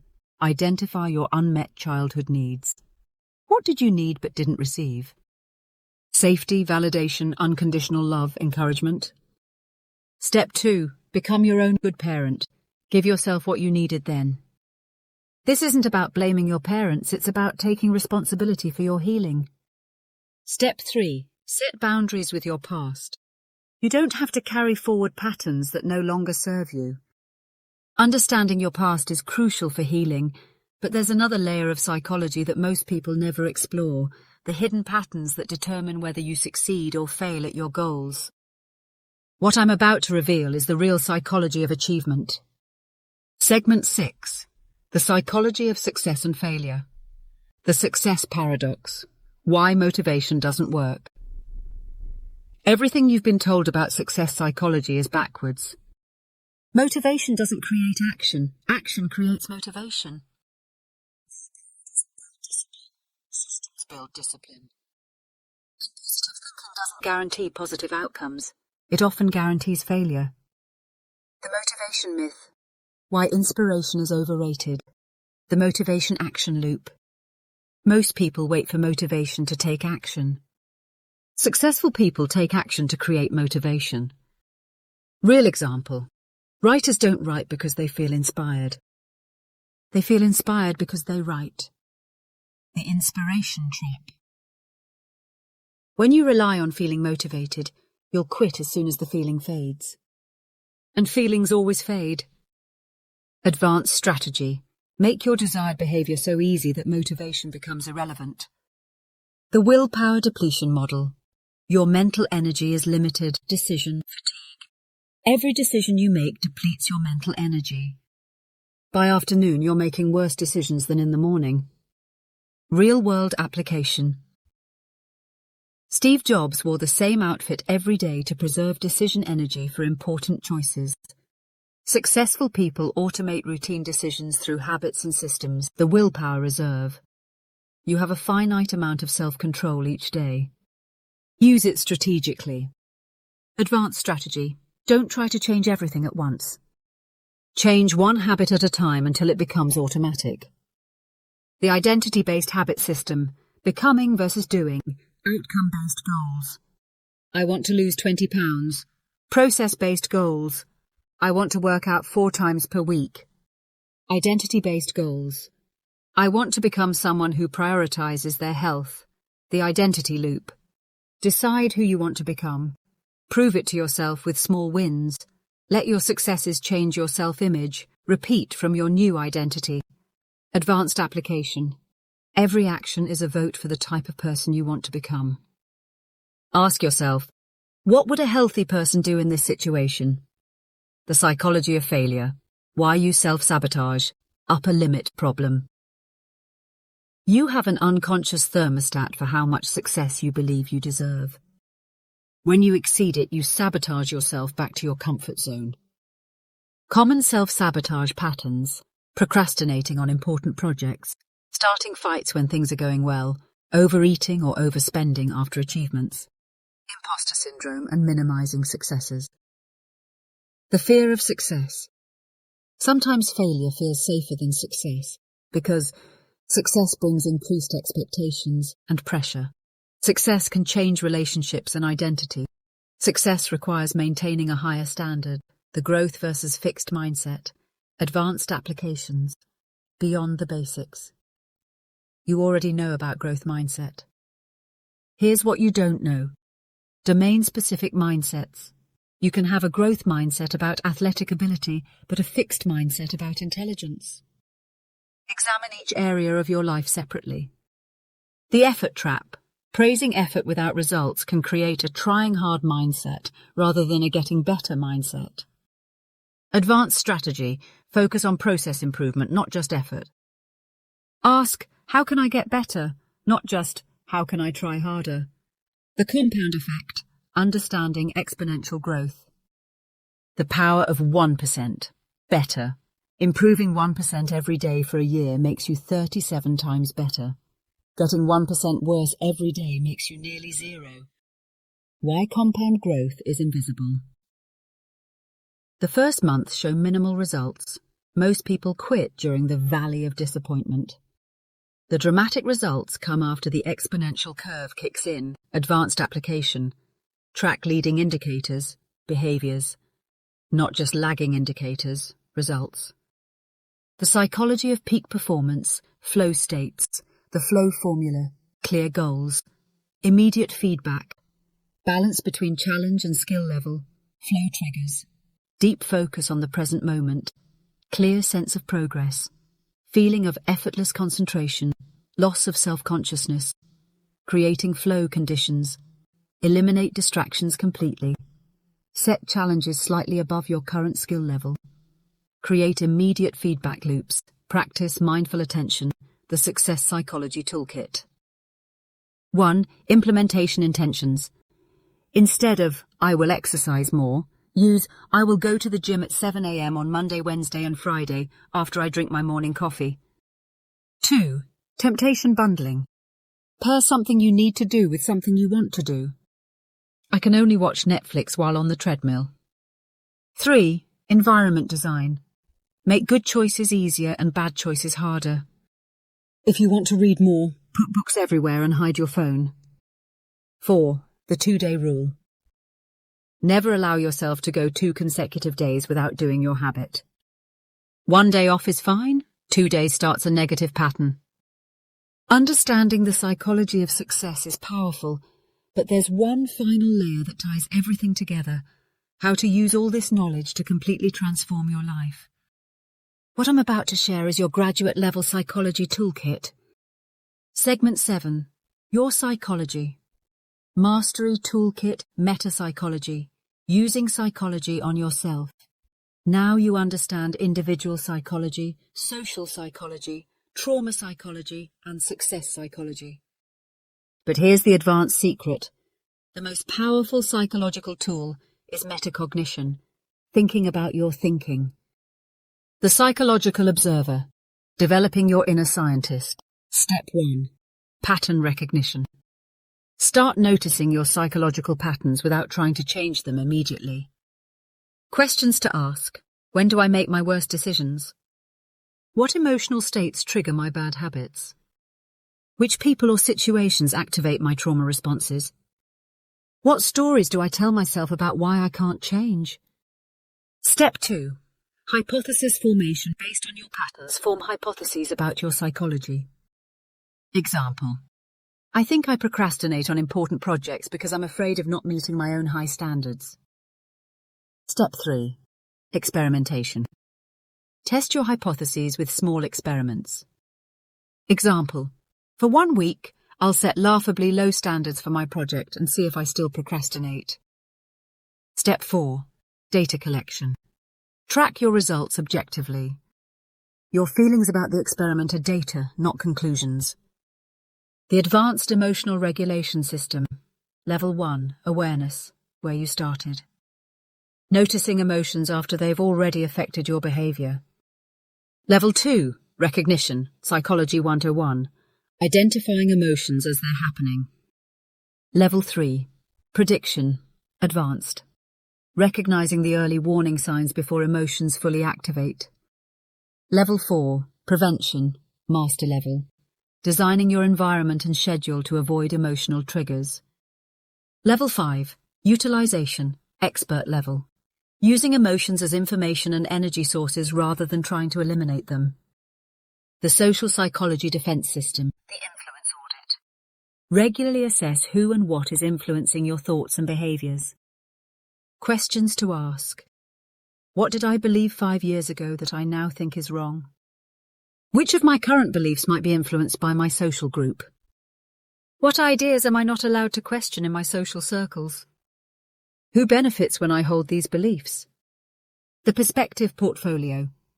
Deliberately expose yourself to viewpoints that challenge your assumptions. Not to adopt them, but to strengthen your thinking. The Social Experiment Protocol. Occasionally act against social pressure on small, harmless matters to maintain your independent thinking. The Relationship Psychology. Masterclass. Reading people. Advanced techniques. Baseline establishment. Observe someone's normal behavior before trying to read changes. Everyone has different natural patterns. Cluster analysis. Look for multiple signs pointing to the same conclusion. 1 indicator might be coincidence, 3 indicators suggest a pattern. Context consideration. The same behavior can mean different things in different situations. Advanced body language. Micro-expressions. Brief, involuntary facial expressions that reveal true emotions. Pacifying behaviors. Self-soothing actions that indicate stress or discomfort. Blocking behaviors. Unconscious actions that create barriers when someone feels threatened. Conversation. Psychology. Mirroring. Subtly matching someone's communication style builds rapport. Validation techniques. Acknowledging someone's perspective before presenting your own question. Laddering. Using strategic questions to understand someone's deep motivations. The Life Design Psychology System. Values, clarification. Most people adopt values from their family, culture, or peers without conscious choice. Advanced exercise. List your current priorities based on how you actually spend time and money. List your stated values and priorities. Notice the gaps between your actual and stated values. Consciously choose which values to keep, modify, or abandon. Future self-psychology. Research shows that people feel disconnected from their future selves, leading to poor long-term decisions. Advanced technique. Write detailed letters from your 80-year-old self to your current self. Create vivid mental images of your future life. Make decisions by asking, what would my best possible future self do? The Identity Evolution Protocol. You're not stuck with who you are. Identity is changeable through deliberate practice. Process. Identity. Archaeology. Examine how your current identity formed. Identity design. Consciously choose who you want to become. Identity. Evidence. Take small actions that prove your new identity to yourself. Identity integration. Allow your successes to genuinely change your self-concept. The Psychological First Aid Kit. Emergency protocols. For overwhelm. Name the feeling specifically. Locate it in your body. Breathe into that location. Ask, what does this feeling need right now? For anxiety, ground yourself with 5-4-3-2-1 technique. Remind yourself, this feeling will pass in 90 seconds if I don't feed it with thoughts. Do something physical to discharge the energy. Ask, what am I really afraid of losing or not getting? For depression, do the smallest possible version of self-care. Connect with one person, even briefly. Move your body, even if it's just stretching. Ask, what do I need to grieve or let go of? For anger, feel it in your body without acting on it. Ask, what boundary was crossed? Determine if the threat is real or perceived. Choose your response rather than reacting automatically. For confusion, write down everything you're thinking. Separate facts from interpretations. Identify what you don't know and need to learn. Ask, what would I advise a friend in this situation? The Integration Challenge. Your next 30 days. Week 1. Awareness building. Track your cognitive biases daily. Notice when you're being influenced by social pressure. Identify your trauma responses and triggers. Observe your attachment style in relationships. Week 2. Pattern interruption. Challenge one belief you've never questioned. Try one new response to an old trigger. Practice saying no to social pressure. Experiment with one new identity-based behavior. Week 3. System implementation. Design your environment to support better decisions. Create implementation intentions for your goals. Build one keystone habit that creates positive cascades. Establish boundaries with psychological manipulators. Week 4. Mastery application. Help someone else understand a psychological concept. Use influence techniques ethically to create positive outcomes. Practice advanced emotional regulation under stress. Integrate your new psychological insights into your identity. The ethical responsibility. With great psychological knowledge comes great responsibility. You now understand techniques that can influence, persuade, and even manipulate others. The question isn't whether you'll use these techniques. You already are, unconsciously. The question is whether you'll use them consciously and ethically. The ethical guidelines. Consent. Does the other person know they're being influenced? Benefit. Does this influence serve their best interests, not just yours? Autonomy. Are you enhancing or undermining their ability to make free choices? Truth. Are you helping them see reality more clearly or distorting it? The power paradox. The more psychological power you gain, the more important it becomes to use it in service of others' well-being, not just your own. The Psychology Master's Journey. Congratulations. You've just completed an advanced psychology education that most people never receive. You understand how your mind can be manipulated and how to defend against it, why smart people make stupid decisions and how to avoid those traps, how groups can hijack individual thinking and how to maintain independence, how your past trauma shapes your present behavior and how to heal it, why most success advice fails and what actually works, how to use psychology ethically to improve your life and help others. But this is not the end, it's the beginning. Psychology is not a subject you master once, it's a practice you develop over a lifetime. Your psychological journey continues. Every interaction you have is now a chance to practice psychological awareness. Every emotion you feel is data about your inner world. Every influence attempt you encounter is an opportunity to strengthen your mental defenses. You're no longer a passive victim of psychological forces. You're an active participant in understanding and shaping them. The 3 levels of psychological mastery. Level 1, self-awareness. Understanding your own psychological patterns and triggers. Level 2, social awareness. reading and responding skillfully to others' psychological states. Recognizing and navigating the psychological forces operating in groups, organizations, and society. Your assignment: use this knowledge responsibly. Help others understand their own psychology. Create environments that bring out the best in people rather than exploiting their weaknesses. The world needs more people who understand psychology deeply and use it ethically. One final thought. The most advanced psychological insight is this. The goal isn't to eliminate your humanity, your emotions, biases, and social needs. The goal is to understand your humanity so well that you can work with it skillfully, rather than being controlled by it unconsciously. You're not trying to become a perfectly rational machine.